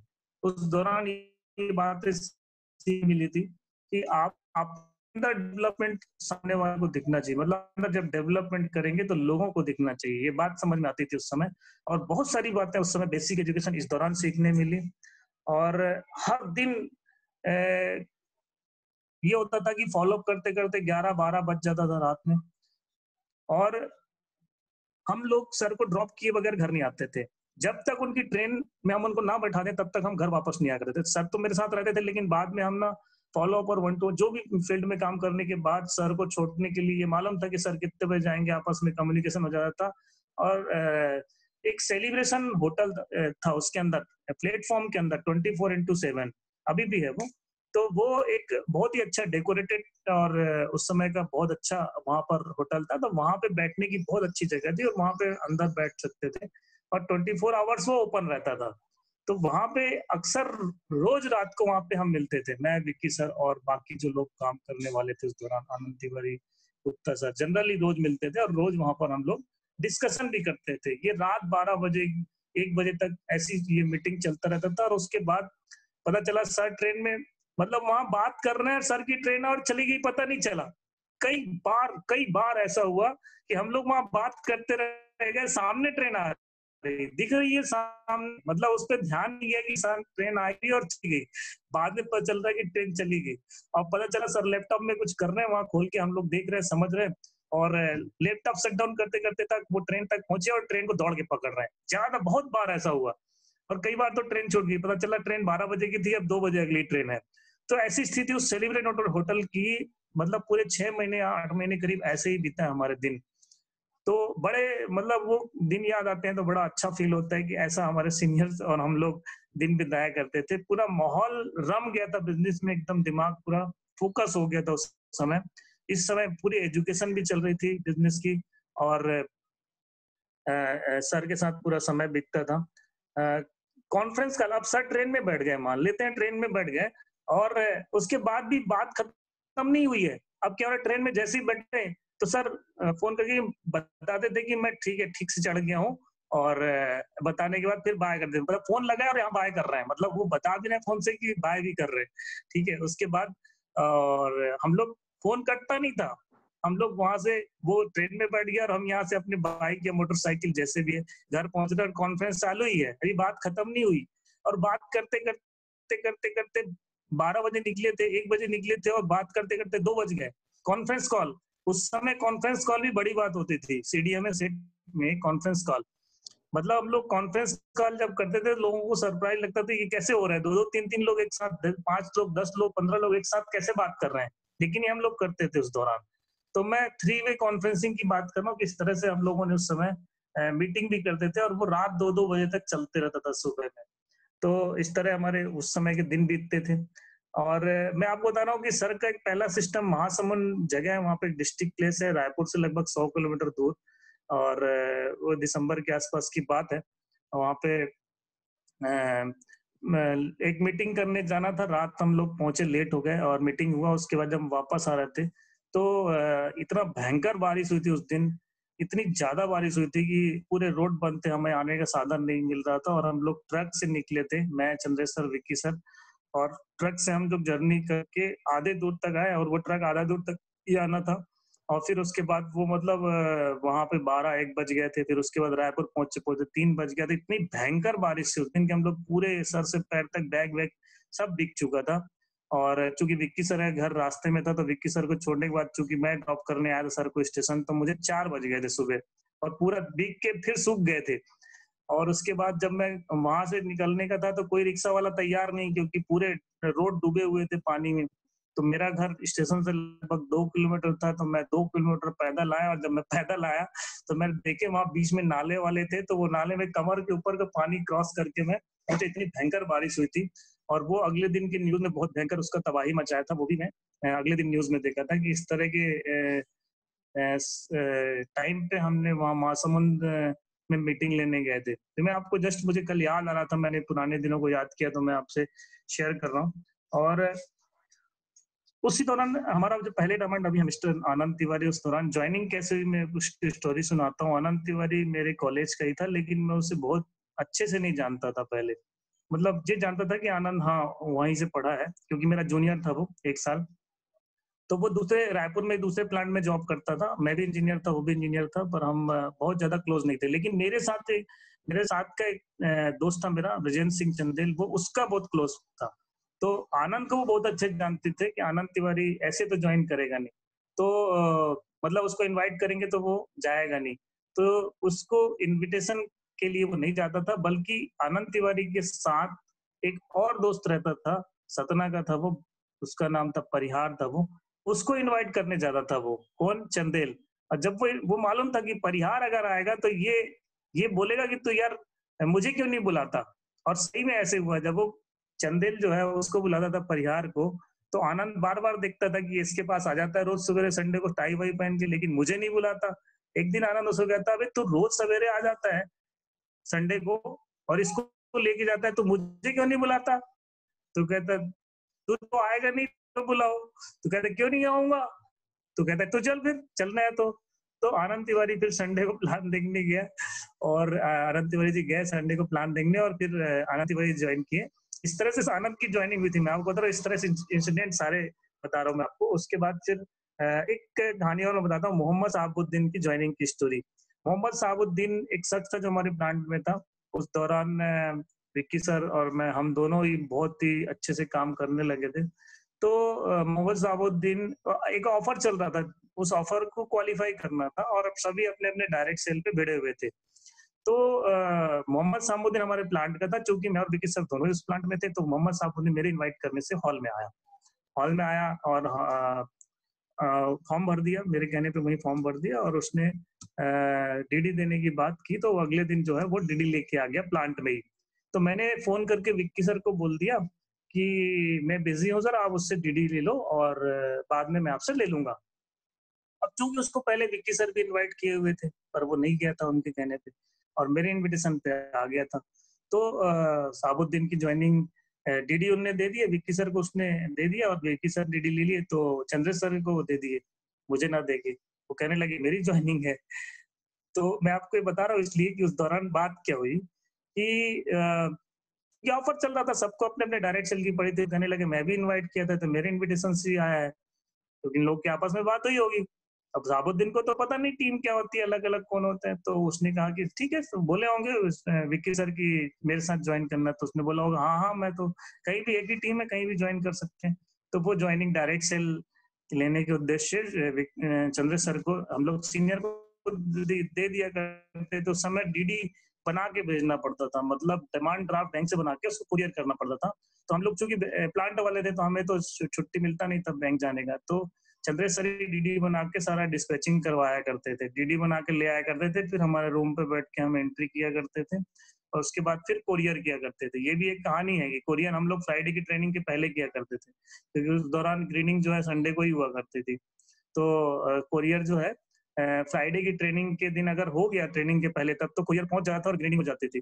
तो डीडी जो है साबुद्दीन की विक्की सर ने चंद्रेश सर को हैंड ओवर किया, और कहने लगे सर ये मेरी ज्वाइनिंग है। मैंने कहा सर यार मेरी ज्वाइनिंग है, मैंने इनवाइट किया था, आप साबुद्दीन से डायरेक्ट पूछ सकते हैं। तो फिर उन्होंने कहा कि ऑफर क्वालिफिकेशन है, तो इसमें आप ये कि दोनों का जो भला हो सकता है, जिसमें दोनों का फायदा हो, ऐसा कुछ कर लो। तो मैंने खुद सजेशन दिया कि सर कोई बात नहीं, डायरेक्ट सेल अगर विक्की सर को चाहिए तो ले ले, लेकिन वो नेटवर्क में मेरे शिफ्ट होना चाहिए। मैंने ऐसा खुद अपनी तरफ से ओपिनियन दिया। फिर वो डायरेक्ट सेल विक्की सर ने उनका लिया, और विक्की सर उसके डायरेक्ट सेल से उस समय वो क्वालिफाई कर पाए थे क्रूज क्रूज का ऑफर था उस समय। गोवा टू मुंबई क्रूज में टूर था। स्टार क्रूज एक जहाज था जिसमें मुंबई टू गोवा ऑफर था, उस 13 सेल में था वो। तो वो विकी सर ने क्वालिफाई किया था, और मेरे 9 सेल हुए थे, तो मैंने एक मोबाइल क्वालिफाई किया था। और इस मोबाइल को क्वालिफाई करने के बाद, इस मोबाइल को जो मैं बता चुका हूँ शायद पहले भी, कि इस मोबाइल को क्वालिफाई करने के बाद जब इस मोबाइल को लेना था, तो अहमदाबाद के फंक्शन में ये मिलना था, और बड़ी एक्साइटमेंट थी। तो अहमदाबाद भी हम उस फंक्शन में गए थे, और उस फंक्शन में छुट्टी नहीं मिली थी, तो बिना छुट्टी के गए थे हम लोग। और चार्ज सीट मिला था वापस आने के बाद, मुझे और विक्की सर को भी चार्ज सीट मिला था। विक्की सर तो मतलब उनको बहुत दिक्कत हुई थी, लेकिन चूंकि मैं सीनियर था और की पर्सन था, तो मुझे केवल चार्ज सीट मिला था। विक्की सर को और भी बहुत सारी बातें सुननी पड़ी थी, और उसके बाद से विक्की सर ने डिसाइड कर लिया था कि मैं जॉब क्विट कर दूंगा। मतलब ज्वाइनिंग के लगभग 6-8 महीने बाद ही विक्की सर ने डिसाइड कर लिया था कि मैं जॉब क्विट कर दूंगा। लेकिन चूंकि मेरे साथ ऐसी कंडीशन थी नहीं, तो ये जॉब चलता रहा, और फाइनली मतलब उस दौरान जब हम काम करते थे, तो चंद्रेश सर बहुत सारी भविष्यवाणियां करते थे। वो कहते थे कि आज से 6 महीने बाद आपका ये लेवल होगा। विक्की सर बोलते थे कि आपका ये लेवल होगा, मैं मतलब आप लोग दूर चले जाओगे, आप लोग दूर से काम करने लोगे, अब हम आपस में, हमारा आपस में डिस्टेंस हो जाएगा, और डिस्टेंस का मतलब है कि आप कहीं और काम करोगे, आप लोग खुद ही मुझे छोड़ दोगे। ऐसी बातें बहुत सारी हुआ करती थी।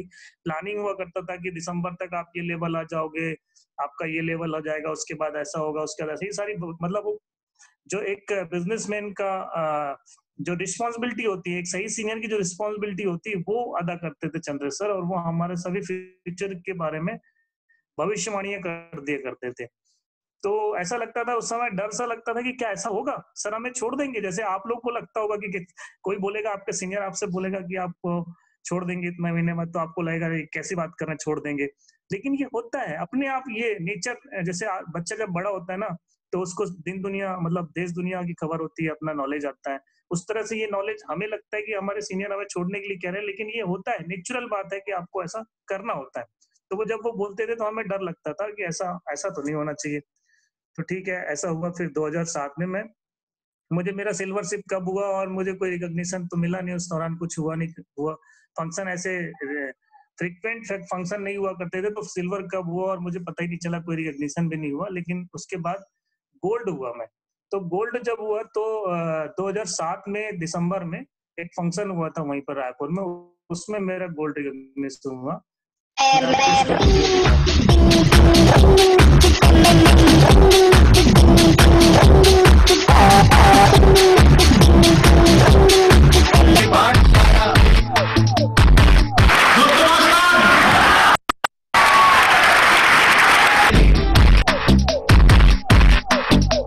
यारों की इक्वेशन है मल्टीप्लिकेशन। आप देख सकते हैं दिसंबर 2007 में मैं गोल्ड हुआ था, और इस तरह मेरा गोल्ड का रिकॉग्निशन रायपुर के कालीबाड़ी मंच में हुआ था। तब मैं गोल्ड रिकॉग्नाइज हुआ था। टीम लगभग 250 की थी, मतलब लगभग मुझे 1.25 साल हो गए थे।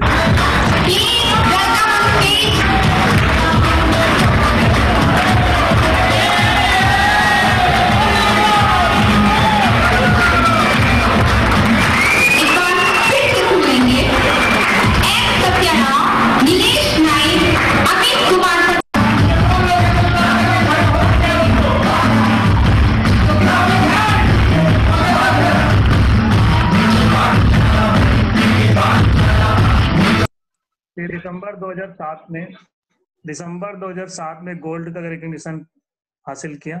और उसके बाद फिर जब टीम आगे बढ़ती है ना, तो आपको प्रॉब्लम होने लगता है कि आपको समय की प्रॉब्लम होने लगती है अगर आप जॉब कर रहे हैं तो मेरी जो टाइमिंग थी, जो रियल इस्पात में मैं जॉब करता था, उस समय मेरी टाइमिंग थी सुबह 10 से 6 बजे, 10 से 6 या 9 से 5 इस तरह का टाइम हुआ करता था। तो अब ये बात आती थी कि आप 6 बजे के बाद ही काम कर सकते हो, और सुबह कुछ करना है तो एक आध फॉलोअप हो सकता था। तो इस दौरान बड़ी मतलब महसूस ऐसा होता था कि यार टीम काम है लेकिन अब कर नहीं पा रहे हैं, और प्लांट की जिम्मेदारियां बहुत ज्यादा थी उस समय, क्योंकि मैं बताया कि उस प्लांट में एक जिम्मेदार व्यक्ति की तरह थे। 2 फोन थे मेरे पास, मेरे खुद का फोन था और प्लांट का फोन अलग था। तो वो सब भी करना होता था और बिजनेस भी करना होता था, दोनों चीजें करना होता था। तो और मेरी हॉबी थी, मैंने अभी बताया कि आपको, मैं उस रियल इस्पात में था, तो मुझे लगता था कि यार मतलब वो स्टील प्लांट था, मुझे लगता था कि मुझे पावर प्लांट में काम मिल जाए तो और अच्छा रहेगा, क्योंकि वहां पे ज्यादा काम होता नहीं है और रनिंग कंडीशन में और साफ सुथरा काम है। वो स्टील प्लांट में तो ऐसा है कि डस्ट भी होता है, पावर प्लांट में तो कुछ ऐसा डस्ट वगैरह नहीं होता, ऐसा मुझे लगता था। तो फिर उस दौरान मैं बहुत सारे मैं दिमाग लगाता था कि क्या करूं जैसे समय और बचे। तो एक दिन प्रेजेंटेशन के बाद क्या हुआ कि मतलब मैं एकदम स्टार्टिंग की बात कर रहा हूँ, जब मैं बिजनेस की शुरुआत किया था तब ऐसा हुआ था कि मैं क्या होता था कि संडे को भी ना, जो मैं रिस्पॉन्सिबल पर्सन था, तो ऐसे विजिट करने के लिए मैं प्लांट चला जाया करता था संडे को भी, छुट्टी होने के बाद भी। तो जिम्मेदार है तो जिम्मेदारी से भी काम करना है, ऐसा महसूस होता था शुरुआती दौर पे। तो संडे का जैसे प्लान खत्म हो, राउंड द सर्किल हो, उसके बाद फिर मैं सीधे प्लान भगता था। तो मुझे एक दिन चंद्र सर ने कहा, यार सोनी जी, आपके बहुत सारे इनवाइटीज आते हैं और आप जो है इस तरह से राउंड द सर्किल के बाद अगर आप प्लांट चले जाओगे तो इनका बाकी का फॉलोअप कैसे होगा। तो मैं सीरियस तो था, तो मैंने बोला सर करना क्या है। बोले ये संडे आप अपना जाना बंद करो प्लांट। तो मैंने बोला ठीक है सर। तो मैंने क्या किया, संडे जाना ही बंद कर दिया प्लांट। ठीक है। तो इसके और लेकिन फिर ये तो शुरुआती दौर की बात थी, लेकिन जब गोल्ड बनने बनने तक ये होने लगा कि यार उसके बाद भी काम मतलब समय कम पड़ने लगा, तो अभी क्या करना है, अब कैसे करें। तो फिर लगता था कि यार चलो अभी यहाँ पे जो रिस्पॉन्सिबल, अब चूंकि दिमाग में बिजनेस चलने लगा, पहले तो फ्यूचर कहाँ दिखता था, इंजीनियरिंग फील्ड में दिखता था, तो उधर ही सारा फोकस होता था। लेकिन अब चूंकि लगता था कि यार अब तो ऐसा कुछ हो जाए जिससे कि समय ज्यादा से ज्यादा मिले, तो लगता था कि अब रिस्पॉन्सिबिलिटी वाला जॉब छोड़ो, मतलब ऐसा काम करो कि अपना 8 घंटा बस करना है और उसमें भी ज्यादा टेंशन नहीं लेना है, आओ जाओ अपना काम करो। वो मतलब जॉब की तरफ ज्यादा फोकस करना बंद कर दिया था कुल मिला के। तो मुझे लगा दूसरा प्लांट चेंज कर लेना चाहिए जहाँ पे केवल 8 घंटे का जॉब हो और काम भी पावर प्लांट में मिल जाए तो बेहतर है। तो मैंने तैयारी शुरू कर दी। अब बता दूं मैं आपको, स्टील प्लांट से पावर प्लांट में स्विच करना इजी नहीं था। उसके लिए भी मतलब आपको, आपका चूंकि एक्सपीरियंस अलग है और आप काम अलग करते थे, तो आपको ऐसे नहीं मिल सकता कोई भी जगह में जॉब। तो उसके लिए भी तैयारी किया, खूब मेहनत की उस समय भी, ले दे के चलो मिल जाए बस। तो फिर और कोई अच्छा ऑर्गेनाइजेशन की तलाश थी कि मतलब कोई बड़ा प्लांट मिल जाए, रियल इस्पात से भी और अच्छा प्लांट मिल जाए। तो ये फिर जॉब सर्च करना शुरू कर दिया और अच्छे ऑर्गेनाइजेशन की तरफ ध्यान देना शुरू किया। तो फाइनली फिर मुझे चौथा जॉब मेरा, अभी तक मैं तीसरा प्लांट था मेरा, चौथा जॉब मैंने स्टार्ट किया मोनेट इस्पात एंड एनर्जी लिमिटेड। ये स्टार्ट हुआ 2006 में। अब 2006 में इस दौरान 2006-7 की बात है, एग्जैक्ट यहाँ पर 7 में आई थिंक सो है कि 2007 में मैंने स्टार्ट किया था। तो उसके बाद ये मैं आपको प्लांट की फोटो दिखा रहा हूँ। मोनेट इस्पात जो था वहाँ पे रायपुर के मंदिर असौज नाम की जगह है, वहां पर ये प्लांट था और ये बहुत ही ऑर्गेनाइज्ड प्लांट था। सब कुछ वेल ऑर्गेनाइज था। यहाँ पर कॉलोनी थी, कंपनी की कॉलोनी थी, स्कूल था, बस फैसिलिटी थी और सब कुछ मतलब बहुत अच्छा, जैसे कि जस्ट लाइक एक सेंट्रल गवर्नमेंट की नौकरी समझ लीजिए। तो इस तरह की जॉब की तलाश भी थी और ये था कि अपना 8 घंटा काम करो और निकलो, इस तरह का काम चाहिए। तो यहाँ पे ले दे के मेहनत करके इंटरव्यू दिए, सेलेक्ट हुए और ये पावर प्लांट में जॉब मिल गया। अब यहाँ पे जॉब स्टार्ट किए और यहाँ पे जॉब करते के साथ बिजनेस भी करना था। अब बिजनेस करना शुरू किए। यहाँ पे मैं आपको एक एडजस्टमेंट बताऊंगा कि अब आप देखिए कि मैनिपुलेशन कैसे होता है। कि मैनिपुलेशन का मतलब आपको किस तरह अपने समय का सदुपयोग करना है और आपको जब फोकस किस चीज में होता है तो आप किस तरह से उसको, आपकी सारी चीजें उसको मिलाने के लिए आपको उसकी तरफ भिड़ जाती है। तो जब मैं वहां पे गया तो वहां पे शिफ्ट ड्यूटीज हुआ करती थी। शिफ्ट ड्यूटीज का मतलब है कि आपको 8 घंटे काम करना और 3 तरह के शिफ्ट होंगे। इस तरह 7 दिन होते हैं पूरे सप्ताह में और इन 7 दिन में आपको अलग अलग दिन अलग अलग शिफ्ट शेड्यूल बना सकते हैं अपने हिसाब से। और वो शिफ्ट शेड्यूल भी मैं अपने हिसाब से तैयार करवाता था। कैसे तैयार करवाता था? क्योंकि मुझे क्या करना था, बिजनेस करना था। तो बिजनेस में मुझे फोकस कैसे हो सकता था, मैं ये देखता था। ज्यादा टाइम कैसे दे सकता हूँ ये देखता था। तो उस तरह से मैं मैनिपुलेट करता था हर चीजों को। जॉब क्विट करना आसान नहीं था क्योंकि यहाँ पे मेरी सैलरी लगभग 32,000 रुपए हो चुकी थी। मैं जैसे बताया कि 20,000 रुपए में ज्वाइन किया था, वहां पे 2 साल 3 साल वहां पे किया, फिर यहाँ पे आया तो यहाँ पे फिर मेरी सैलरी लगभग 32,000 हो गई थी। तो मैं ये 3 शिफ्ट वहां पे करता था। तो जनरली जो जॉब करने वाले लोग शिफ्ट को तीन 3 शिफ्ट में करते हैं और हफ्ते हफ्ते की शिफ्ट होती है। एक हफ्ते की, जैसे एक हफ्ते बी शिफ्ट, ए शिफ्ट, सी शिफ्ट, इस तरह से होता है। तो हम लोग, मैं उसे ना एक एक हफ्ते की ना करवा के 2-2 दिन करवाता था। और क्यों करवाता था उसके पीछे भी रीजन है। बी शिफ्ट का मतलब है 2 बजे दोपहर से लेके रात को 10 बजे तक की ड्यूटी, यानी 8 घंटे की। 2 दिन ये करवाता था। उसके बाद अगली ड्यूटी करवाता था, ये ए शिफ्ट होता था सुबह 6 बजे से 2 बजे तक की ड्यूटी। उसके बाद एक वीकली ऑफ लेता था, एक दिन रेस्ट रहेगा वीक में, रेस्ट। उसके बाद सी ड्यूटी, सी मतलब रात को 10 बजे से सुबह 6 बजे तक नाइट ड्यूटी। तो 2 दिन बी शिफ्ट, 2 दिन ए शिफ्ट और बाद में नाइट शिफ्ट। तो आप यहाँ देखिए, मैं आपको समझाने का प्रयास कर रहा था कि ऐसा शिफ्ट बनाने से मुझे मतलब हफ्ते के लगभग 2.5 दिन मिलते थे पूरे। अब चूंकि आप देखो यहाँ पे फ्राइडे एंड सैटरडे जो है, आपने ए शिफ्ट किया, अगर ए शिफ्ट की तो सुबह 6 बजे से 2 बजे तक आपने काम किया और 2 बजे के बाद आप क्या हो गए, फ्री। तो 2 बजे ने 3 बजे तक मान लो, 3 बजे के बाद रात 11, 12, 1, 2 बजे तक आप काम कर सकते हो। तो ये पूरा आधा दिन मिल गया। उसके बाद अगले दिन रेस्ट है, मतलब 24 घंटे पूरा दिन ये है, ठीक है, पूरा दिन और पूरा रात, चूंकि रेस्ट मिला हुआ है। और अगले दिन जो ड्यूटी जानी है वो कौन सा जाना है, नाइट शिफ्ट जाना है, यानी पूरा दिन मिलेगा वो वाला, आपको रात को ड्यूटी करना होगा। तो आपको हाफ डे मतलब पहले 8 घंटे मिल गए, फिर फुल डे मतलब 24 घंटे मिल गए और तीसरे दिन मतलब 12 घंटे मिल गए। यानी आप टोटल यहाँ से आप देखो कि मुझे हर हफ्ते लगभग 42 घंटे मिल जाते थे काम करने के लिए। और ये क्यों करता था मैं, ये मैनिपुलेशन, मुझे लगता था कि बिजनेस में ज्यादा से ज्यादा समय दे पाऊं।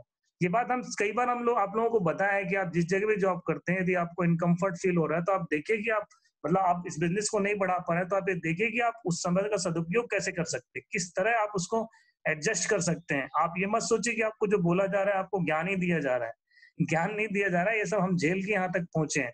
पर ये कोई समझदारी नहीं थी कि मैं कर रहा था, मतलब ये बुद्धिमानी नहीं थी, समझदारी थी। बुद्धिमानी ये थी कि जॉब क्विट कर देता, लेकिन वो बुद्धिमानी न करके समझदारी दिखाते थे कि किस तरह हम जॉब के साथ इसको मैनेज करें। तो इस तरह हर हफ्ते में मैं इसमें करता था, और इस बार इसमें इस ड्यूटीज में आप ये देखिए, जैसे पहले मैं थर्सडे लिखा हूँ 2 बजे से 10 बजे तक ड्यूटी, 10 बजे रात को छुट्टी हुआ। अब वो जो प्लांट था वहां पे बस से जाना पड़ता था सिटी से मोनेट इस्पात, और वो लगभग 15 किलोमीटर दूर था, आधे घंटे करीब सिटी क्रॉस करके जाना पड़ता था, और वो 1 घंटे का रास्ता था, लगभग आधे पौन घंटे का। और फिर वहां से फिर रूम पहुंचते तक 1 घंटे हो जाते थे। तो 10 बजे रात को ड्यूटी करके वहां से निकल पंचिंग करना होता था। पंचिंग का मतलब होता आपको वहां थंब से निकलते थे, वहां से थंब लगा के वहां पे क्विट करते थे, निकलते थे बाहर। 10 बजे क्विट निकले हैं, 1 मिनट भी आगे पीछे नहीं होना, थंब लगा के निकलना है। मतलब काम तो अच्छा था, लेकिन आप पहले नहीं निकल सकते। अब 10 बजे निकले, 11 बजे पहुंचे, और अगले दिन देखिए फ्राइडे को ड्यूटी कौन सी जानी, सुबह 6 बजे। यानी आप 10 बजे निकले, 11 बजे घर पहुंचे, और अगले दिन सुबह 6 बजे वहां पहुंचना है प्लांट। तो आपको सुबह 5 बजे उठना होगा, तब आप बस में पहुंचोगे, है ना। तो इस तरह से कई दिन ऐसे होते थे कि जब 4-4, 5-5 घंटे ही सो पाते थे, ठीक है। उस दौरान छोटे भाई बहन भी रहते थे, तो वो सब देखते थे कि किस तरह मतलब मेहनत कर। मम्मी कहती थी तुम सोता कब है, समझ नहीं आता, जब हम सो जाते हैं तो तब पहुंचता है, और जब हम सो के नहीं उठ पाते तब तो ड्यूटी चला जाता है, तो तब सोता कब है हम तो समझ में नहीं आता। इस तरह की बातें मम्मी करती थी। तो यकीनन ऐसा दिन उस समय देखे थे, बहुत मतलब बिजनेस के प्रति बहुत सीरियस थे, और इस सारे मैनिपुलेशन उस समय चलते थे। लेकिन ले दे के किसी भी तरह ये एडजस्टमेंट चलता रहा 1 साल बीता, 1.5 साल बीता, पर फिर फाइनली मोनेट इस्पात की वर्किंग की मैं बता दूं आपको डिटेल। उस समय फिक्स टाइम वर्किंग हुआ करता था कि 8 बजे सुबह, सॉरी, फिक्स टाइम वर्किंग 8 घंटे का काम करना है और अपना काम करना है, तो सब कुछ मैनेज होता था। अब एजुकेशन के लिए उस समय छोटे भाई बहन शिफ्ट हो चुके थे यहाँ पे रायपुर में, तो उनका भी खर्चा और सब कुछ बढ़िया मैनेज कर पा रहे थे। और उस दौरान एक घटना हुई थी जो यहाँ पे लिखा है, white and hire rented house. मतलब उस दौरान क्या हुआ कि पहले मैं बैचलर रहता था, और बाद में जब शिफ्ट किया भाई बहन को, तो बैचलर के बाद तो आपको रूम अलग लेना पड़ेगा, पूरी फैमिली क्वार्टर लेना पड़ेगा। तो मैं वहां शिफ्ट नहीं होना चाहता था। कहाँ? कॉलोनी के क्वार्टर में। वो था रायपुर से दूर 15 किलोमीटर, यानी प्लांट के पास। और मैं वहां नहीं शिफ्ट होना चाहता था, क्योंकि काम तो हमें यहाँ करना है। तो मैं उसके लिए सर से बातचीत किया, और चूंकि जगह भी अच्छी लेनी थी, तो मैंने सर से बात की, सर कोई मिल नहीं रहा है, बहुत दिन से ढूंढ रहा हूँ, और कुछ अच्छा मकान नहीं मिल रहा है, क्या करें, रेंट ज्यादा लग रहा है, करीब 6,000 रुपए उस दौरान। मतलब आज की रेट में, आज से 10 साल पहले, 12-13 साल पहले 6,000 रुपए का रेंट का मतलब आज की रेट में 12,000, 15,000 मान के चलो, जस्ट डबल। तो सर से मैंने बोला, सर इतने में रेंट में मिल रहा है, अब समझ नहीं आ रहा है करूँ क्या, और अभी ऐसा ऐसा करना है। तो सर ने जवाब दिया, सोनी जी अगर आप हायर रेंट का मकान ले लोगे तो वो एक लाइबिलिटी होगी ना, और अगर आप लाइबिलिटी लोगे तो आप कमाने की सोचोगे, खर्चे कमाने की सोचोगे, खर्चे कम करके कभी भी आप बड़ी इनकम की तरफ सोच नहीं पाओगे। अगर आप अच्छा मकान लोगे तो आप अच्छी लाइफ स्टाइल में भी तो जाओगे, और अच्छा लाइफ स्टाइल, अच्छे रेंट, ज्यादा रेंट दोगे तो उसको कमाने के बारे में भी सोचोगे। आपकी सैलरी से आपका तो खर्चा चलेगा, लेकिन इस बिजनेस से भी आप कुछ निकालने की सोचोगे, और ज्यादा कुछ मेहनत करने की सोचोगे। बात समझ में आई, मैंने ज्यादा नहीं सोचा, और मैंने वो हायर रेंट, मतलब उस समय के दौरान, आज की रेट में अगर आपको कोई 12,000 रुपए लेने बोल दे रेंट का, तो आप सोचेंगे, लेकिन मैंने लिया। और उसके बाद वहां पे लगभग उस रेंट के हाउस में थे हम लोग 1.5 साल, 2 साल करीब। उसके बाद क्या हुआ, उस दौरान मेरे बैग में एक सेट जो है ड्रेस अलग से रखा होता था। मैं जब भी प्लांट से निकलता था, चूंकि वहां से निकलने के बाद वेल ड्रेस करके फॉलो अप करने जाना है, तो मैं प्लांट से ही तैयार तैयार होकर निकलता था। मेरे बैग में एक सेट पूरा, और लैपटॉप भी होता था बैग में। लैपटॉप को शुरू में जब प्लांट में जाते तो लैपटॉप परमिटेड था, लेकिन बाद में लैपटॉप, चूंकि वहां पे प्लांट में रेस्ट्रिक्टेड हुआ कि आप लैपटॉप अंदर नहीं ला सकते, डिपार्टमेंट में नहीं ले जा सकते। तो मैं उसे सिक्योरिटी, चूंकि अब घर से निकलना है तो लैपटॉप लेके ही निकलोगे, और लैपटॉप लेके निकले हो तो अब आप घर वापस जाओगे, इससे पहले मतलब ड्यूटी वाली बस छूट जाएगी, तो आप बस में जाओगे सीधा। तो फिर वो ऐसा भी नहीं कि आप घर रखने जाओ बैग, फिर आप बस में बैठो। तो वो दोनों चीजें फिर एक साथ रखना पड़ा था, कि वापस आओगे तब आपको फॉलो करते हुए आना है, और जाते समय आप लैपटॉप नहीं रख नहीं सकते। तो वो लैपटॉप को कहाँ छोड़ता था? सिक्योरिटी ऑफिस में, जो कि गेट होता था प्लांट का, वहाँ सिक्योरिटी ऑफिस में छोड़ के फिर जाया करता। उसी में मेरा सामान हुआ करता था, ड्रेस कोड और लैपटॉप और बिजनेस टूल सारे उसी में रहा करते थे। तो जो जब चाहे मन करते थे ड्रेस चेंज करके फॉलो कर लिए, और प्लांट जाना है तो प्लांट चले गए, इस तरह से चलता था। और लास्ट सैलरी मोनेट में मेरी 32,000 रुपए थी। ये शुरू में चल रहा था। और inside the plant feel like, अभी क्या होने लगा, बिजनेस में इतना रम गए कि एक समय ऐसा आया लास्ट में जब फुल टाइम का विचार आने लगा था, तब ऐसा लगने लगा था कि फुल टाइम का विचार अभी नहीं आया था। ऐसा लगता था कि मैं प्लांट के अंदर हूँ और मैं जेल महसूस कर रहा हूँ, मैं निकल नहीं पा रहा हूँ। किसी का फोन आ रहा है, टीम का कुछ करना है, डेली लेना है, 1-to-1 करना है, फॉलो अप करना है, ग्रुप मीटिंग करना है, ये सारी चीजें के लिए अपने आप को रिस्पॉन्सिबल मानते थे, लेकिन कुछ कर नहीं पाते थे। अब क्या करें, छोड़ना तो था, लेकिन ऐसे इजी नहीं था छोड़ना, क्योंकि सारी रिस्पॉन्सिबिलिटी थी, है ना। और उस समय बैंकॉक का एक ऑफर आ गया उसी दौरान। अब बैंकॉक का ऑफर आया तो कैसे करना है उसको, उसके लिए बहुत एफर्ट लगाया। अपने शहर को छोड़ के दूसरे शहर में काम करने जाना शुरू कर दिए, छुट्टियों में जो कि ऑफ होता था ना, उसमें चले जाते थे कि दूसरे जगह में, मतलब बाहर से डीडी निकालने की कोशिश करते हैं जनरली हम ऑफर के लिए। तो ये सारे प्रयास करने लगे, और कभी छुट्टी मार देते थे, कभी बंक मार देते थे, कभी मतलब गए तो आए ही नहीं, इस तरह की चलती थी। इंटरेस्ट आने लगा था, मतलब इंटरेस्ट, जॉब में इंटरेस्ट निकलने लगा था, कम होने लगा था बहुत। और उसी दौरान पर्ल का रिकग्निशन हुआ 2008 में। 2008 में जोश फंक्शन में पर्ल का रिकग्निशन हुआ। तो मैं आपको बताऊं इस दौरान क्या हुआ, चंद्रेश सर का इसी फंक्शन में डायमंड शिप भी हुआ था, और इसी दौरान बैंकॉक टूर भी अचीव किया था। बैंकॉक टूर हुआ नहीं था, मतलब अचीव किया था। अब मैंने देखा मेरा पर्ल का रिकग्निशन हुआ और बैंकॉक टूर भी अचीव किया, और चंद्रेश सर का डायमंड शिप देखा। तो वो चंद्रेश सर जो कि हमारे साथ फॉलो किया करते थे, अब उनको डायमंड बनते मंच पे देखे तो एक आग सी पैदा होने लगी अंदर, क्या करना, बिजनेस अब तेजी से करना है, लेकिन कैसे करें, जॉब बिना क्विट किए। बैंकॉक टूर गए, बैंकॉक टूर मतलब अचीव करने के बाद टूर करते करते 6 महीने और बीत गए। जब बैंकॉक टूर से वापस आने लगे, फर्स्ट मैं आपको दिखा रहा हूँ, ये मेमोरीज दिखा रहा हूँ बैंकॉक की। फर्स्ट टाइम जब मैं फॉरेन टूर गए थे, ये मेरे मम्मी पापा हैं, और ये उस समय जब मैं टूर के लिए निकल रहा था, मेरे पिताजी इतने खुश थे, पापा मेरे, कि मतलब उस दिन उन्होंने स्टेशन में ये मिठाइयां बांट रहे थे खुशी के मारे, इतने खुश थे, उनके गांव से कोई विदेशी आ रहा है करके। ठीक है, ये मुझे ड्रॉप करने आए थे ट्रेन पे, ये उस समय की फोटो है। ये मेरा छोटा भाई है जो एक बैग लिए खड़ा है, और मेरी नानी है पीछे, मेरी मम्मी खड़ी है, और ये मेरे पापा मम्मी मुझे तिलक लगा के मुझे विदाई दे रहे थे, और ये स्टेशन के। तो ये बैंकॉक टूर हुआ, अचीव किए, पर्ल शिप अचीव हुआ, बैंकॉक टूर हुआ। इस दौरान फुल टाइम का दिमाग में पैदा हो गया था, लेकिन फुल टाइम वर्क करने के लिए थॉट तो शुरू हो गया, लेकिन प्रॉब्लम कितने सारे देखिए। कंप्लीट होते जून में स्टार्ट हुआ, दिमाग में क्या फुल टाइम करना है, वहां से आते आते क्या हुआ कि अचानक से लगने लगा कि अब तो बिजनेस फुल टाइम ही करना है। और बट इतने सारे दिमाग में हलचल थे कि यार कैसे होगा, क्या होगा, किस तरह, मतलब मैं आपको बता दूं टोटल इनकम उस समय, मतलब मैं पर्ल से टोपाज के बीच में था जब ये डिसीजन हुआ था। तो पर्ल से टोपाज के बीच आदमी ज्यादा से ज्यादा कितना कमाएगा, आप सोच के देखो, 2.5-3 लाख रुपए, इससे ज्यादा नहीं कमा पाएगा।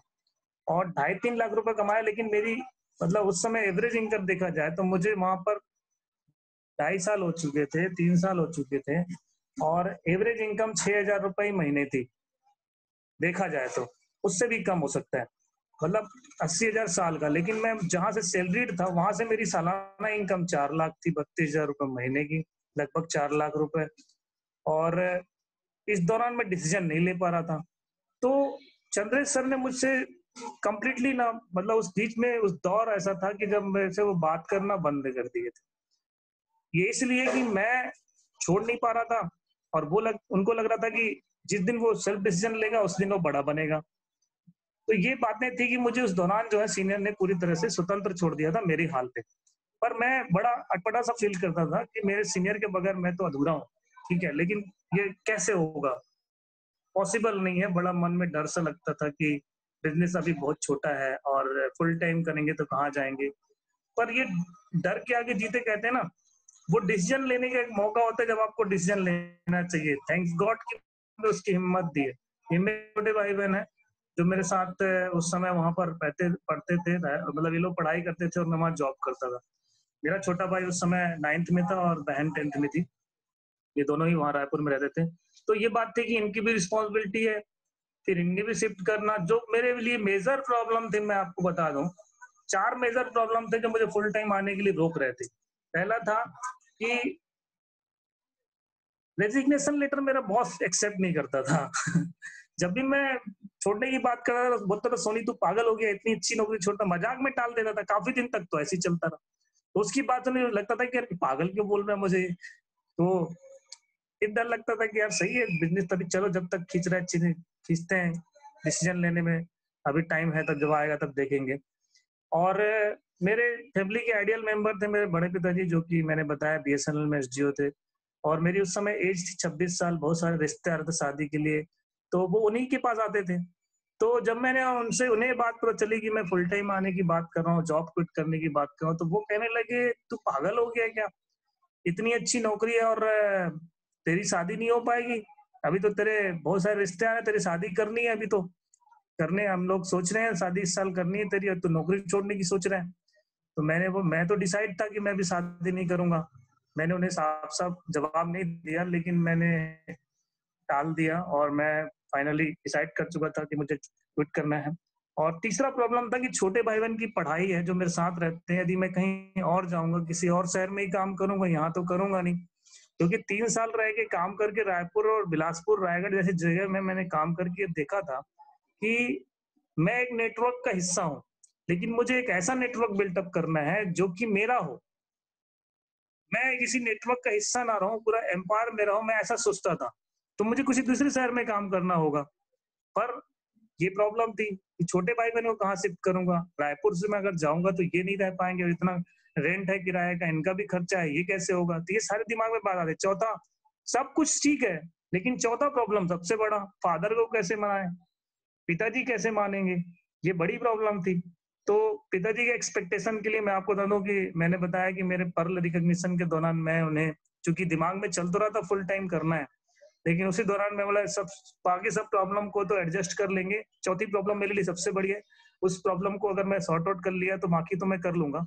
इसके लिए मैंने पिताजी को एक मेगा फंक्शन में इन्वाइट किया जब मेरा पर्ल रिकॉग्निशन था। मैं इसकी फोटो आपको दिखा रहा हूँ, देखिए हमारा मेरे पर्ल रिकॉग्निशन की फोटो जोश फंक्शन था जिसमें सब डायमंड हुए थे।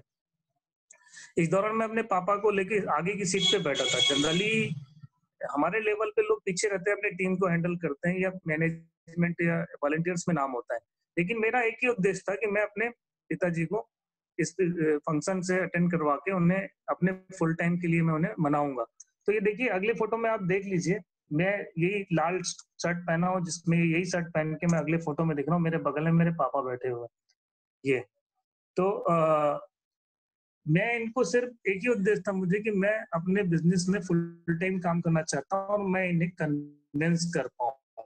इस फंक्शन के बाद जब मैं मंच से उतरा, ये मैं वीडियो दिखा रहा हूँ आपको, जब मैं इस फंक्शन से मंच से उतरा तो इनका कहना था कि बेटा तुझे जो करना है कर। इनकी आंखों में आंसू था। वीडियो नहीं चल पा रहा है यहाँ पे, आगे बढ़ते हैं। तो इस तरह से फिर मेरा फाइनल डिसीजन हुआ और मैं फुल टाइम करने का सोचा फाइनल, और फुल टाइम स्टार्ट जबलपुर में हुआ। अब जबलपुरी क्यों?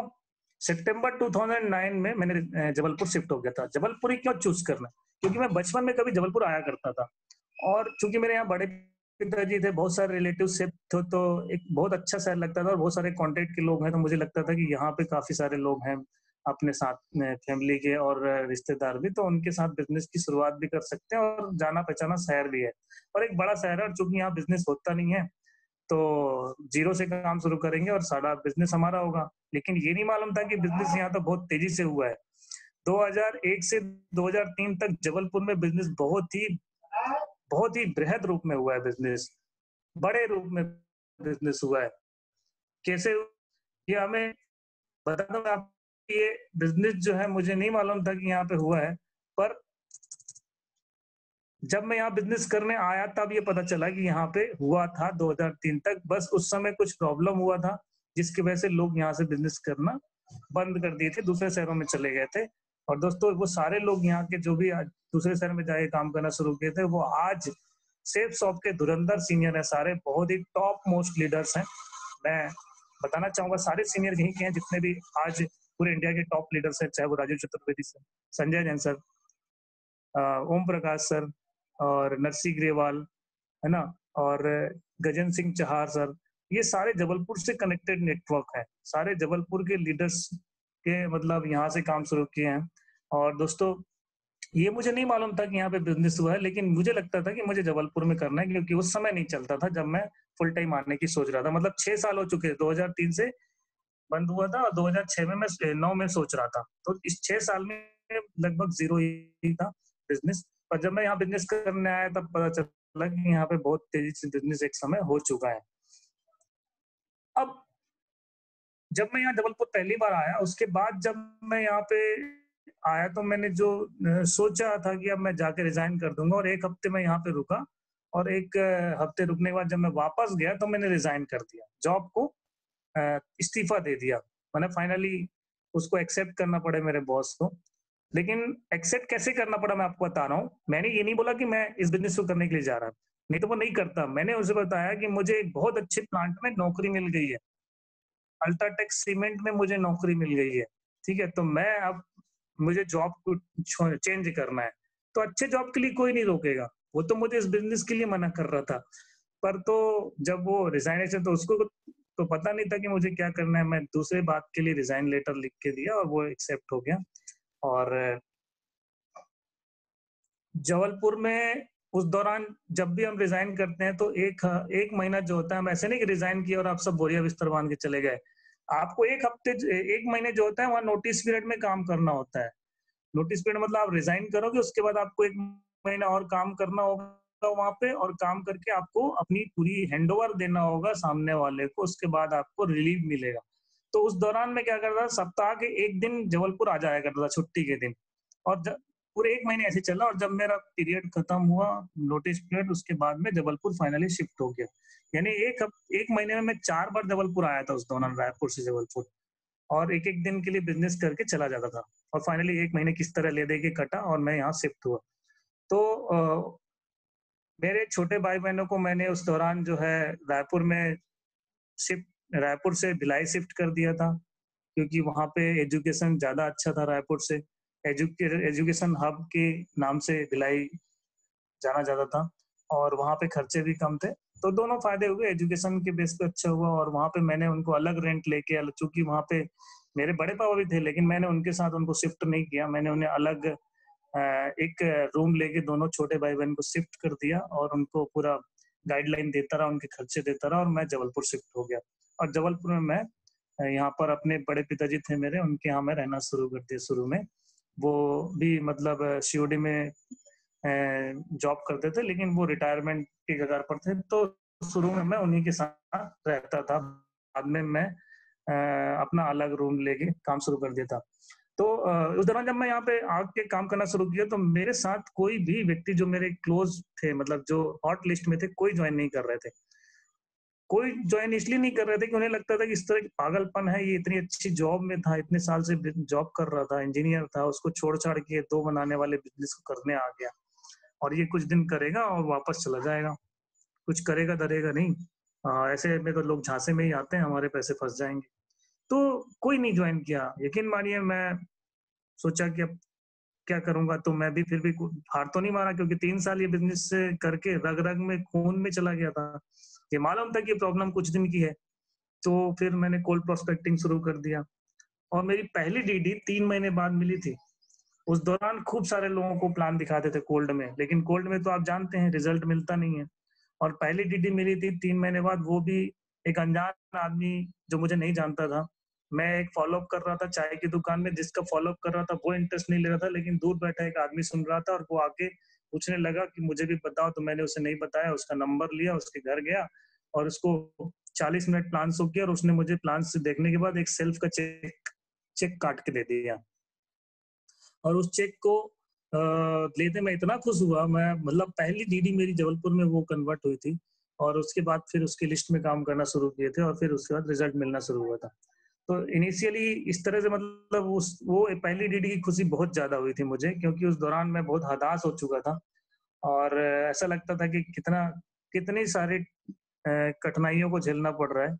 और मैं बताता हूँ, जबलपुर में ये कंडीशन हुआ था उस दौरान, शुरू के दौरान मेरे को जबलपुर की चप्पा चप्पा मैं रट चुका था, मुझे गलियां बिल्कुल रट गई थी मुझे, इतना मैं एक गाड़ी थी जो मैं रायपुर से ले आया था, उस गाड़ी में दिन भर मैं भागता था इधर से उधर।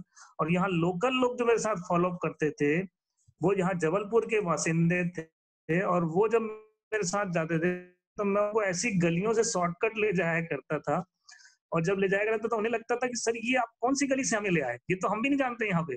तो मैं उन्हें कहा करता कि चलो ठीक है यार, मुझे तो पता चल गया अब क्या करना है। अब आज की डेट में बता दूं, मैं इतने साल बाद मैं खुद उन गलियों को भूल चुका हूँ, मैं खुद नहीं जानता कि ये वही गलियां हैं। तो इस तरह से कंडीशन हुआ करते थे उस दौरान कि गलियां भी रट गई थी पूरी। आज नहीं है, लेकिन आज सब भूल चुके हैं। मेरी पहली जो वर्किंग एरिया था, मैंने आधार ताल कटरा इन सब एरिया में मैंने काम किया शुरू में वहां पे, और बहुत क्रिटिकल कंडीशन थी शुरू दौरान, बहुत ही वो अच्छा एरिया भी नहीं था, मतलब कहने का मतलब लोअर स्केल के लोगों के साथ बिजनेस करना पड़ रहा था। शुरू के 6 महीने बिजनेस भी बहुत ही स्लो, ना तो सैलरी आ रही थी और बिजनेस से भी पैसे आने बंद हो गए थे, क्योंकि रायपुर में जिन लोगों के साथ काम किया था वो भी बहुत, मेरे आने से काम लगभग खत्म ही हो गया था। मुझे मालूम था ये हो जाएगा, लेकिन मुझे मालूम था कि मैं जीरो से खड़ा करूंगा तो ये एक हेल्दी नेटवर्क होगा, ये स्ट्रॉन्ग नेटवर्क होगा। तो ये सब मालूम था, लेकिन कोई दिक्कत नहीं। उस समय बड़ी प्रॉब्लम का सामना करना पड़ा और ऐसा लगने लगा कि यार मैं गलत डिसीजन तो नहीं लिया और मुझे फिर से वापस जॉब कर लेना चाहिए, ऐसा लगने लगा मुझे। तो मैंने क्या किया, कुछ उस दौरान मैंने इंटरव्यू वगैरह भी दिए दूसरे प्लांट में, पावर प्लांट में। मैं एक बार उड़ीसा गया, अंगुल में, वहां पे अंगुल में भूषण इस्पात में मैंने इंटरव्यू दिया और सिलेक्ट हो गया अच्छी सैलरी में। और जब मैं वहां से आने लगा तो फिर दिमाग में बात आई, मैं जॉब मुझे इतनी आसानी से मिल रहा है, 50,000 सैलरी में मुझे वहां पे जॉब मिल रहा था, इतनी आसानी से जॉब मिल रहा है, और मैं जो मुझे आसानी से मिल रहा है मैं उसे एक्सेप्ट कर रहा हूँ, और जो मेरे लिए सामने टफ है मैं उसके सामने घुटने टेक रहा हूँ। लेकिन मुझे तो जो करना है वो यहीं से पूरे होने वाले हैं, ये मुझे फील हो रहा था वापस जब मैं आ रहा था। तो मुझे लग रहा था कि नहीं, अभी नहीं, मैं जो चीज मुझे आसानी लग रहा है, आसानी से मिल रहा है, मैं उसके लिए नहीं भागूंगा, बल्कि मुझे मेहनत करना है और ट्राई करना है। तो मैं वहां से बिजनेस, फिर यहाँ पे पहली बार मुझे ऐसा फील हुआ कि मुझे एक बार और प्रयास करना चाहिए, और मैं फिर स्टार्ट किया, और फिर और भी ज्वाइनिंग हुई। और मेरे उस समय पैसे की दिक्कत थी, क्योंकि मेरे भी खर्चे थे और भाई बहनों को भी पैसा भेजना पड़ रहा था, पापा जी को भी पैसा भेजना पड़ता था, इन सब के खर्चे भी थे और पैसे आ नहीं रहे थे अच्छे। तो उस दौरान एक अच्छी बात हुई थी कि मैंने जॉब क्विट किया था, तो मेरे मोनेट इस्पात से जो मेरा प्रोविडेंट फंड था, एम्प्लॉय प्रोविडेंट फंड, पीपीएफ, वो पैसा मेरे अकाउंट में क्रेडिट हो चुका था। तो उससे कुछ महीने निकल जाएंगे ऐसा लग रहा था उस दौरान। ऐसा ही हुआ, मैंने उस पैसे का इस्तेमाल किया, और उसके बाद मेरा वहां से अगला लेवल जो है, जबलपुर आने के बाद मेरा टोपाज रिकग्निशन हुआ सन 2010 में। और सन 2010 में जब ये फंक्शन होना था रायपुर में, तो ये भी एक चैलेंज था कि यहाँ से लोगों को रायपुर लेके जाना है, और उस समय क्योंकि ज्यादा टीम थी नहीं, जितनी थी उनको भी लेके जाना बड़ी बात थी, नए जगह से लोगों को लेके जाना एक बड़ी बात होती है, इतना दूर था, 12 घंटे का सफर। फिर भी हमने एक बस हायर किया, जलवा सोता, और उस बस में जो भी किराया देना था, बहुत सारे लोगों ने किराया नहीं दिए, बहुत सारे पैसे लगाने पड़े। ये वो बस थी, मैं आपको जो फोटो में दिखा रहा हूँ, जिसको हमने हायर किया था, और ये सारे लोग थे उस समय के सिल्वर्स, जिनके साथ ये बिजनेस शुरुआती दौर पे किए थे। में बहुत सारे लोग हैं जो आधार तार एरिया के ही हैं सारे, ये सारे सिल्वर ही थे लगभग। और लगभग 50 सीटर ये बस थी, 52 सीटर जिसके साथ गए थे। ये वहाँ का ही फोटो है, जिस धर्मशाला में हमने लोगों को स्टे करवाया था, ये वहाँ की फोटो है। ये मेरे साथ ये लोग गए थे वहाँ पे, और इस तरह से वहां से आने के बाद बिजनेस तो हुआ, लेकिन उसके बाद फिर एक डाउनफॉल आया था, क्योंकि ये सारे लोग थे जो लोग ज्वाइन किए थे, जो मेरी पहली ज्वाइनिंग थी वो ज्वाइन तो उसके भरोसे बिजनेस तो किए, लेकिन बाद में उसको ईगो आने लगा। ये मेरा डाउनफॉल, सेकंड डाउनफॉल था। मैं आपको बता रहा हूँ बिजनेस में किस तरह हुआ ये, कि उस व्यक्ति को लगने लगा, चूंकि जरूरत हमारी थी, हमें बिजनेस करना था, तो उस व्यक्ति के साथ बिजनेस ऐसा कर रहे थे कि कुल मिला के वो रिस्पॉन्सिबिलिटीज हमारी थी और हम लेके चलते थे तो काम होता था, हम नहीं तो कोई भी रिस्पॉन्सिबिलिटी नहीं लेना।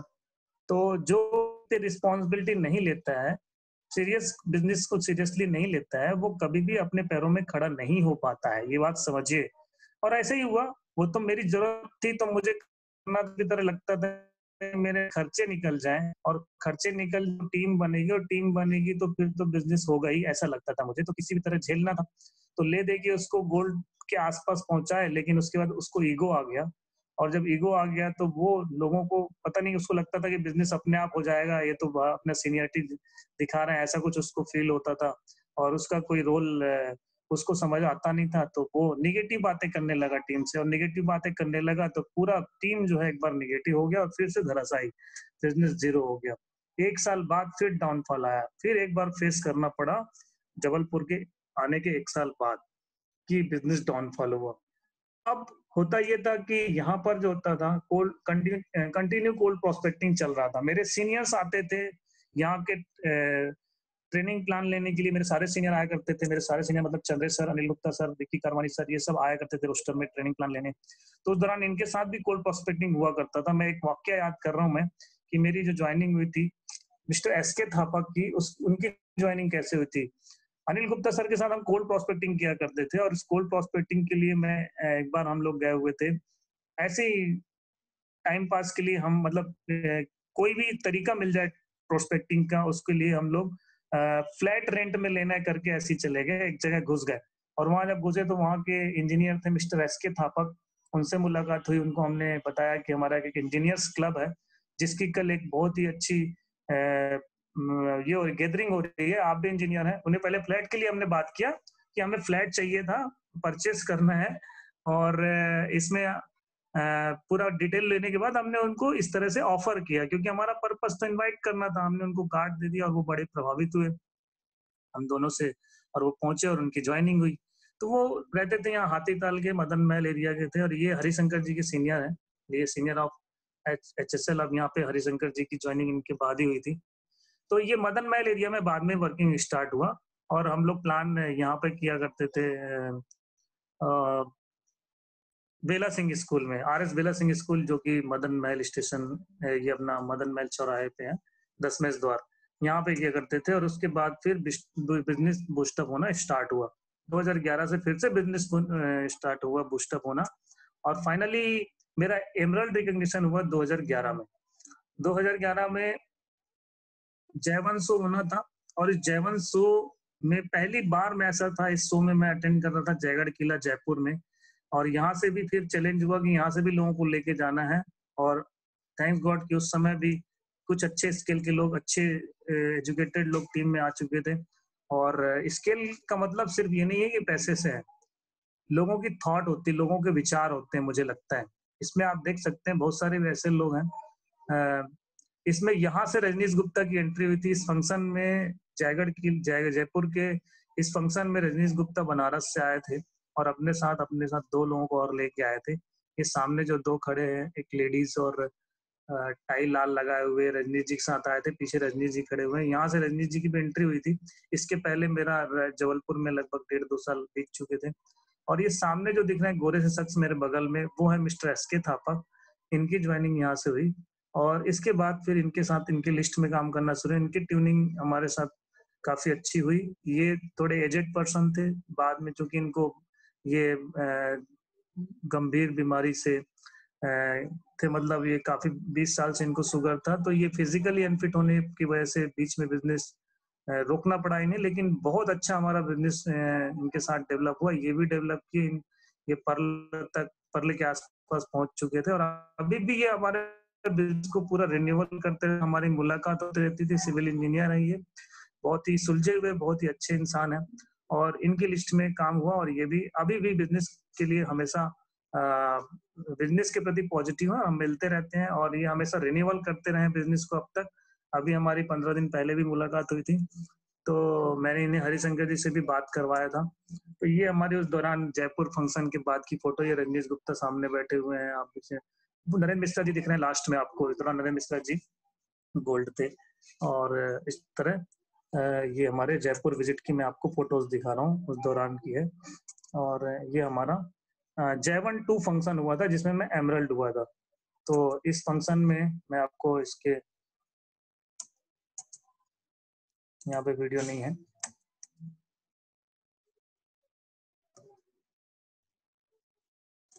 आगे बढ़ते हैं। एमरल्ड रिकॉग्निशन हुआ, उसके बाद अब सिस्टम मल्टीपल होना शुरू हो गया। तो सिस्टम मल्टीपल करने की बात जब आई तो यहाँ पर चूंकि हरिशंकर जी ज्वाइन हुए, फिर कैलाश जी ज्वाइन हुए और कैलाश जी का बिजनेस बाहर चला गया। एक स्टोरी तो कैलाश जी आपको सुना ही चुके हैं। गोटेगांव में हमने अपना पहला सिस्टम स्टार्ट हुआ, सिस्टम मल्टीपल होना शुरू हो गया। और हमेशा मैं कैलाश जी के साथ और हरिशंकर जी के साथ 1-to-1 में जाया करता था, फॉलोअप में भी जाया करता था। गोटेगांव में भी जब स्टार्ट हो गया तो सारे एक्टिविटीज वहाँ किया करते थे, चाहे फॉलोअप हो, चाहे ग्रुप मीटिंग हो। और यहाँ पे गोटेगांव में जब काम स्टार्ट हुआ, सिस्टम स्टार्ट हुआ, तो मैंने इस दौरान अपने बिजनेस के करियर का हाईएस्ट इनकम लेवल अचीव कर पाया था।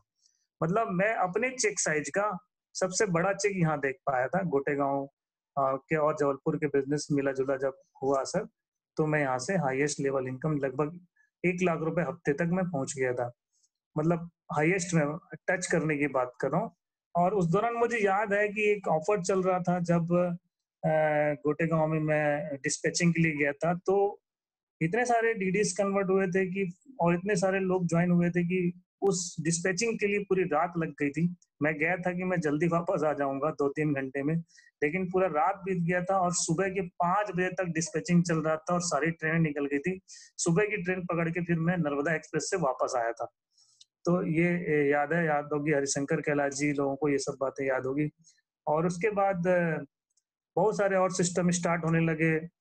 और 2012 30 अप्रैल 2012 तक मेरी इनकम है 1 लाख रुपए पर मंथ को अचीव हो चुकी थी। और मैं मैरिज की स्टोरी बता रहा हूँ। 26 साल की एज में मेरी शादी होने वाली थी, लेकिन चूंकि मैंने शादी रोक दिया और कोई अपना रिश्ता लेके नहीं आया मेरे यहाँ। मेरा बड़े पिताजी के पास कोई गए, क्योंकि मैं तो जॉब छोड़ चुका था। क्योंकि मैं तो जिसकी वजह से रिश्ते आने चाहिए वो तो कदम कर चुका था, वो रास्ते बंद कर चुका था। लेकिन 2012 आते आते मेरी लाइफ स्टाइल चेंज होने लगी थी। मुझे लगभग लाख रुपए महीने आने लगे थे।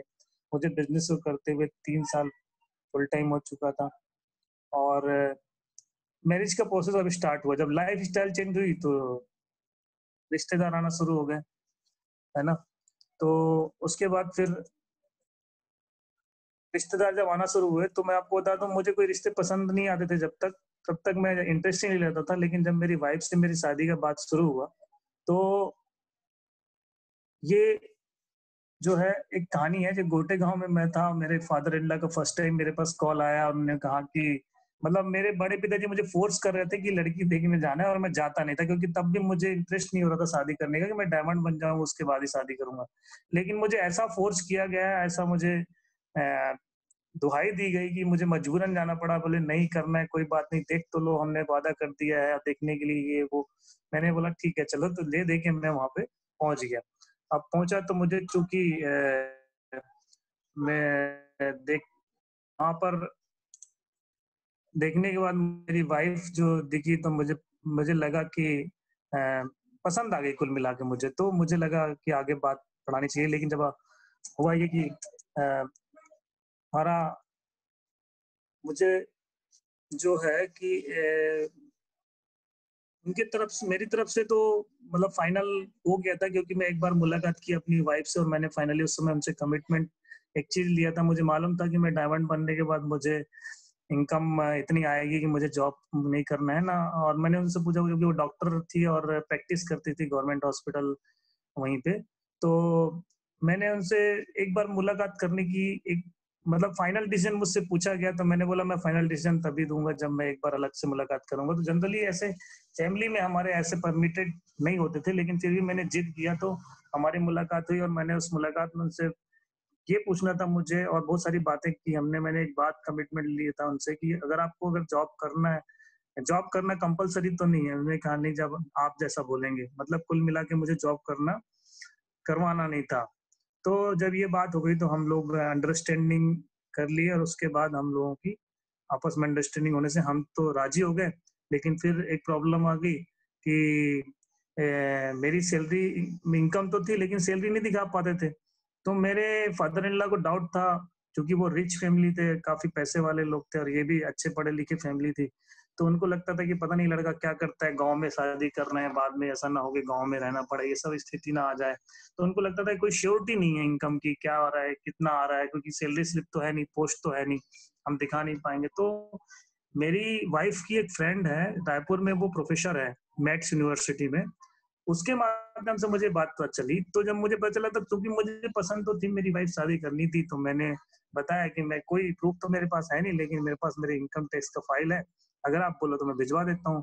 तो उस दौरान मेरा सीए जो था, जो मेरा इनकम टैक्स फाइल रिटर्न करता था, वो रायपुर में ही रहा करता था, रायपुर में ही था वो। तो मैं उससे बोल के, मेरे एक एसोसिएट को वहाँ पुराना जो ज्वाइन थे, उनको बोल के मैंने वो फाइल उस फ्रेंड के हाथ भिजवा दिया। और जैसे ही वो फाइल मेरा देके, मेरे फादर इन लॉ ने हमारी शादी उस दिन फाइनल हो गई, हमारी शादी हो गई, डेट फाइनल हो गया।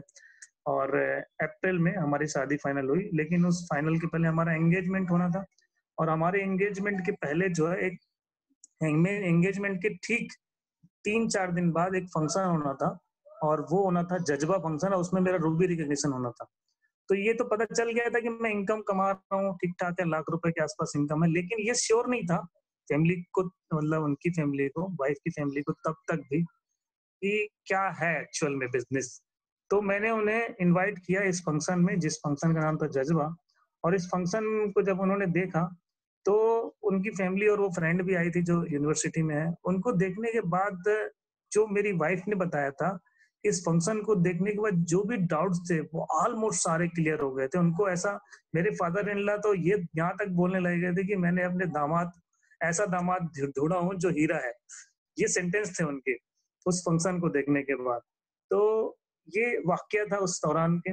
और मैरिज 20 अप्रैल 2020 को कंप्लीट हुआ।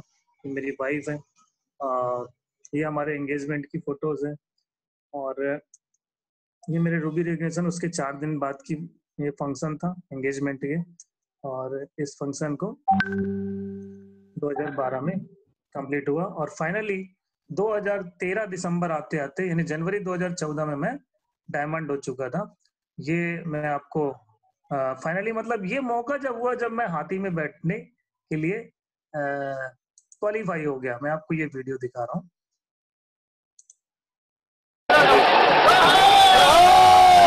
जय हो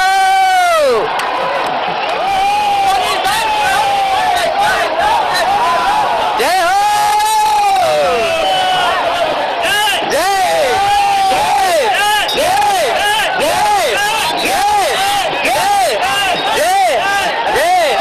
जय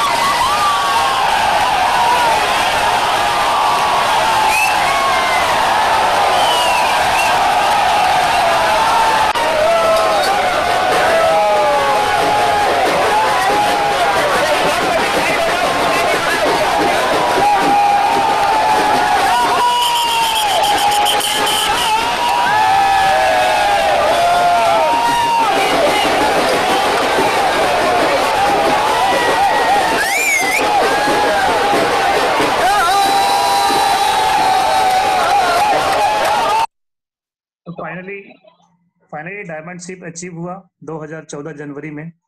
और इस तरह ये मेरा, उसके बाद फिर मैंने अपना मर्सिडीज बेंज कार खरीदा मेरे डायमंडशिप के बाद 2 साल बाद। और ये मेरी मर्सिडीज बेंज कार, जिसकी कीमत तकरीबन 50 लाख रुपए थी, मैंने यहाँ से परचेज की और उसके बाद फिर मैं यहाँ पे जबलपुर में ऑलरेडी अपना प्लॉट खरीदा हुआ था मकान बनाने के लिए, लेकिन मुझे कुछ ऐसे मकान की तलाश थी जो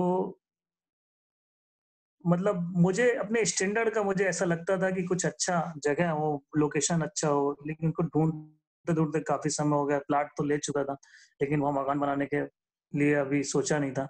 फिर फाइनली मर्सिडीज बेंज कार खरीदने के ठीक 2 साल भी नहीं हुए थे, 1.5 साल के अंदर ही मैंने अपना एक ड्रीम हाउस खरीदा और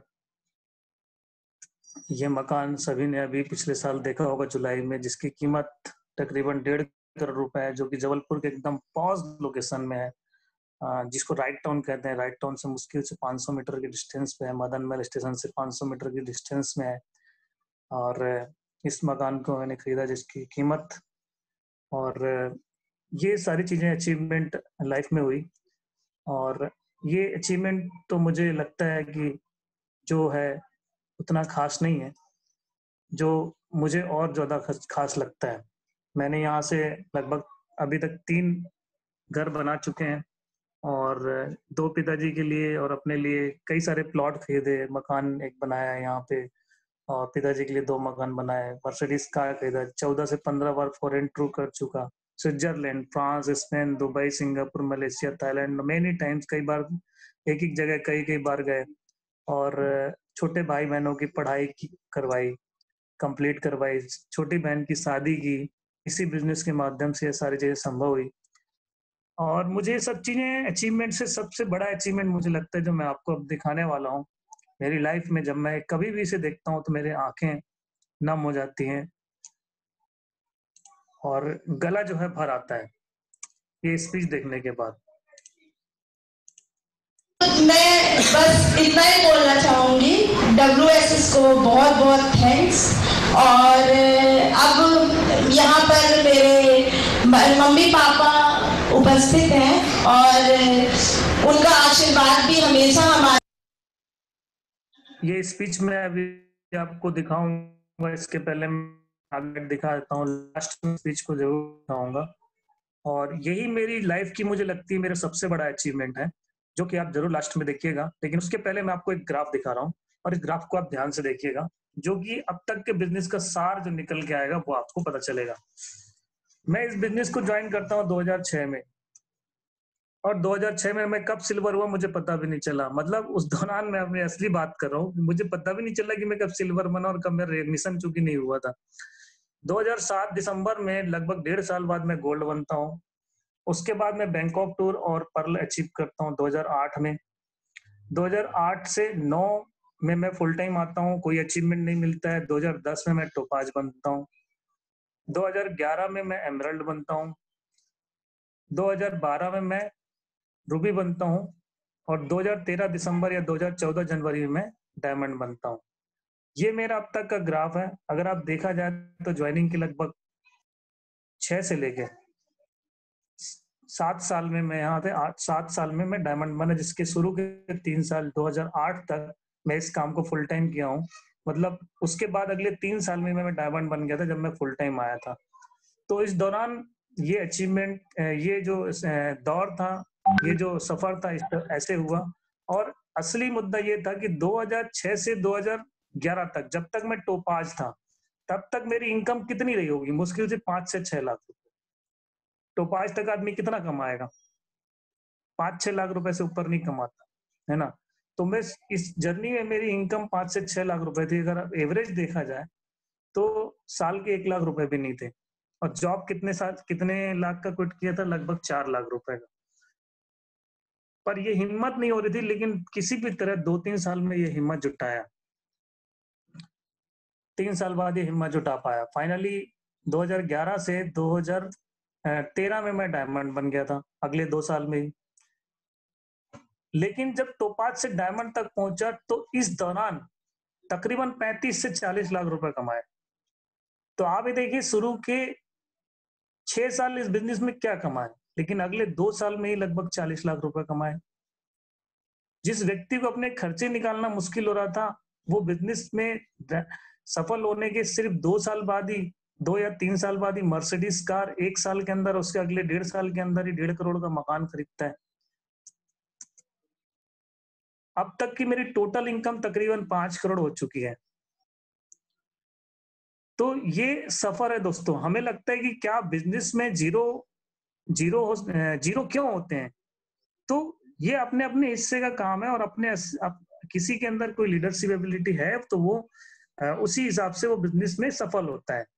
मुझे लगता है कि मेरे अंदर कुछ कमियां थी जिसकी वजह से ये सब प्रॉब्लम आ रहा था। लोग आपको इसलिए ज्वाइन करते हैं क्योंकि उन्हें भी सफल होना है, लेकिन वो छोड़ क्यों देते हैं? ये कमी कुछ ना कुछ हमारे अंदर होगी, और वो कमियां ही हमारे अंदर, जब हम इसमें बने रहते हैं, कुल मिला के हम इसे डटे रहते हैं, तो वो कमियां हमारी धीरे धीरे दूर होती रहती है। और वो अगर हम अलग हो जाएं तो कभी जिंदगी में हम यहाँ इन सफलताओं को हासिल नहीं कर पाते। तो दोस्तों, मैं आपको ये बात कहना चाहूंगा कि मैं एक मूवी देख रहा था, मतलब देखा था, उसमें बड़ी अच्छी लाइन थी, ओम शांति ओम, आपने सुना होगा। वो तो फेमस लाइन है, सभी जानते होंगे कि जिस शिद्दत से मैंने तुझे पाने की कोशिश की है कि पूरी कायनात ने तुझे उससे मिलाने की साजिश की है। तो ये तो लाइन सभी सुने होंगे, लेकिन उसका एक और लाइन है जो मुझे लगता है कि बहुत अच्छा है हमारे जीवन में। उसमें एक लाइन है कि हमारा जो जीवन है वो फिल्मों में होने वाली जो कहानी है उसी पे आधारित होती है। किस तरह कि कोई भी फिल्म में अगर लास्ट में कोई दुखद घटना अभी हुई है और अच्छी चीजें आखिरी में नहीं हुई है, इसका मतलब है कि पिक्चर अभी बाकी है। और अगर सब कुछ हो गया है, अच्छा है, हैप्पी है, तो मतलब एंडिंग है। और अगर अच्छा नहीं हुआ है, इसका मतलब पिक्चर तो अभी बाकी है। तो दोस्तों, अगर हमारी लाइफ में भी अगर हम यहाँ स्ट्रगल कर रहे हैं और अगर हमें सारी चीजें हमारे साथ अच्छी नहीं हुई है, इसका मतलब है क्या? पिक्चर अभी बाकी है। तो ये ध्यान रखिएगा कि हमें यही ध्यान रखना है कि अगर हमारे साथ सब कुछ अच्छा नहीं हुआ है बिजनेस में, तो हमारे लिए पिक्चर अभी बाकी है। फाइनली मैं इस स्पीच को दिखा के आज यहाँ पर खत्म करूंगा। मैं बस इतना ही बोलना चाहूंगी, WSS को बहुत बहुत थैंक्स। और अब यहाँ पर मेरे मम्मी पापा उपस्थित हैं और उनका आशीर्वाद भी हमेशा हमारे साथ है। तो मैं चाहूंगी कि उनकी अनुभव भी आप लोग सुने। तो मैं अपने पापा जी को यहाँ पर बुलाना चाहूंगी, प्लीज।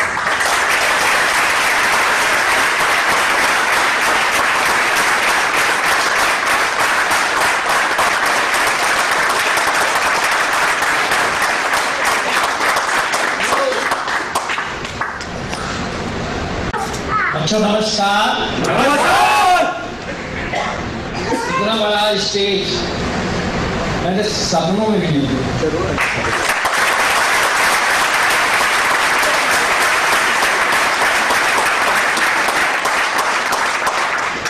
जो आज यहाँ खड़े होते थे, मैं एक गाँव का किसान हूँ, खेती करता हूँ। आवाज नहीं आ रही आपकी जी, बस थोड़ा सा माइक। गाँव का किसान हूँ, खेती करता हूँ। आज भी मैं खेती करता हूँ। मनोज मेरा बड़ा बेटा इंजीनियर बनाया, इंजीनियर बन गया, नौकरी भी मिल गई। पता नहीं इसको WSS का बिजनेस कहाँ से देखा, ये मुझे मालूम नहीं। WSS बिजनेस बताया, पापा बिजनेस करूंगा। मैं बोला ठीक है। यह बिजनेस क्या है? बोले कुछ नहीं, मोबाइल है साथ में, मोबाइल से बात करना है और कोई बोझ नहीं उठाना है। हम कहा अच्छी बात है। बिजनेस शुरू किया।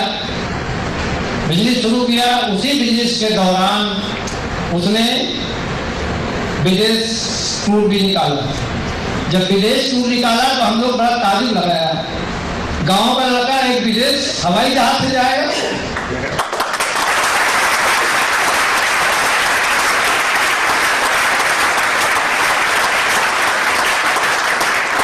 हमारे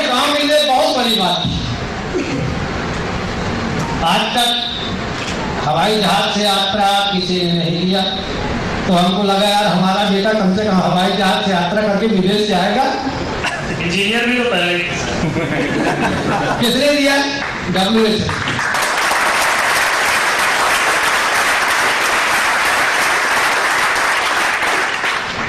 आज जो काम इसने किया वो हम जिंदगी में न कर पाते। अब किसके माध्यम से? WSS के माध्यम से।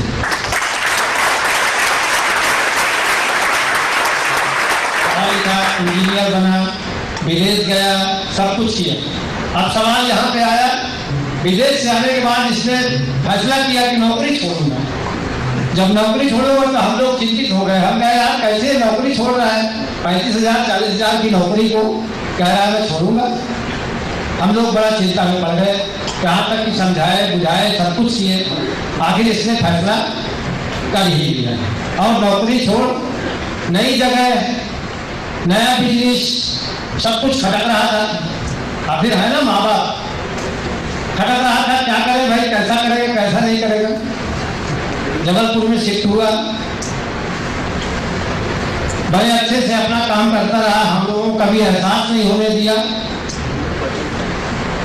कि मैं क्या कर रहा हूँ क्या नहीं कर रहा हूँ। जब जरूरत पड़े जैसा पड़े बराबर मदद करता रहा। यहाँ तक कि अपने छोटे भाई की इंजीनियरिंग पढ़ाई उसने सेट करता रहा। छोटी बहन सबको उसने मदद करते रहा। हम लोगों को एहसास नहीं हुआ। यह सब किससे? WSS से।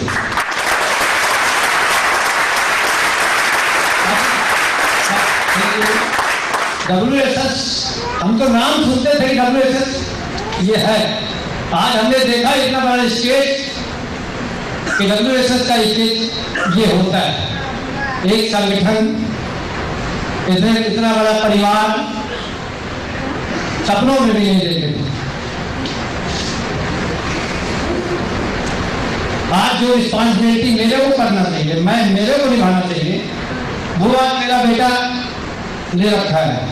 60 साल का उम्र, 57 से 60 साल की उम्र है।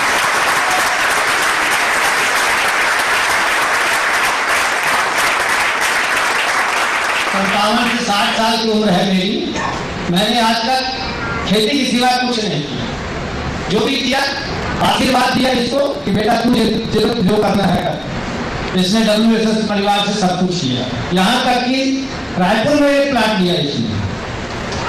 रायपुर में एक प्लाट लिया, डायमंड सिटी के पहले जबलपुर में एक प्लाट लिया, गांव का मकान बनाया, एक मकान क्या 2-2 मकान बनाया, कार लिया, वो भी हमने कभी देखा नहीं था, वो कार लिया।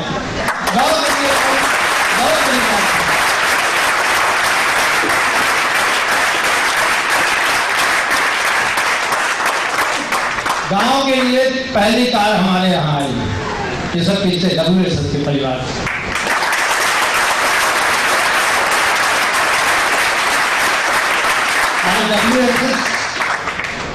WSS सबको ज्वाइन करना चाहिए।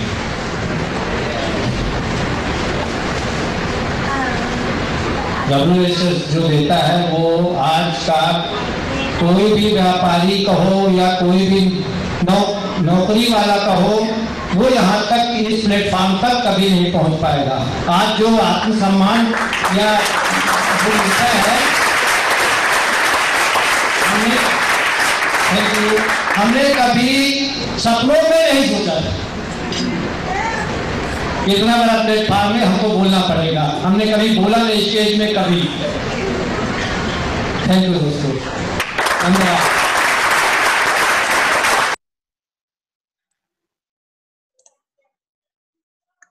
थैंक यू दोस्तों। मैं ये जो स्पीच दिखाया, मुझे ये लगता है कि मेरी लाइफ का सबसे बड़ा अचीवमेंट ये है, क्योंकि जब भी मैं इसे देखता हूँ तो मेरा गला भर आता है और मेरे आंखों में आंखें नम हो जाती हैं।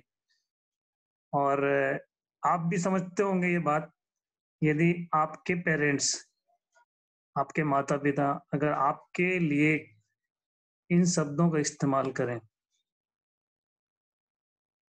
हजारों की भीड़ में,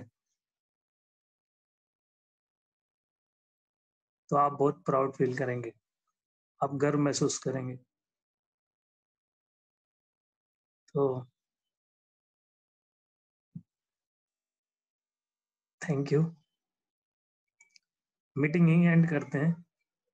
आप सभी को आपके भविष्य के लिए ढेर सारी शुभकामनाएं। All the best.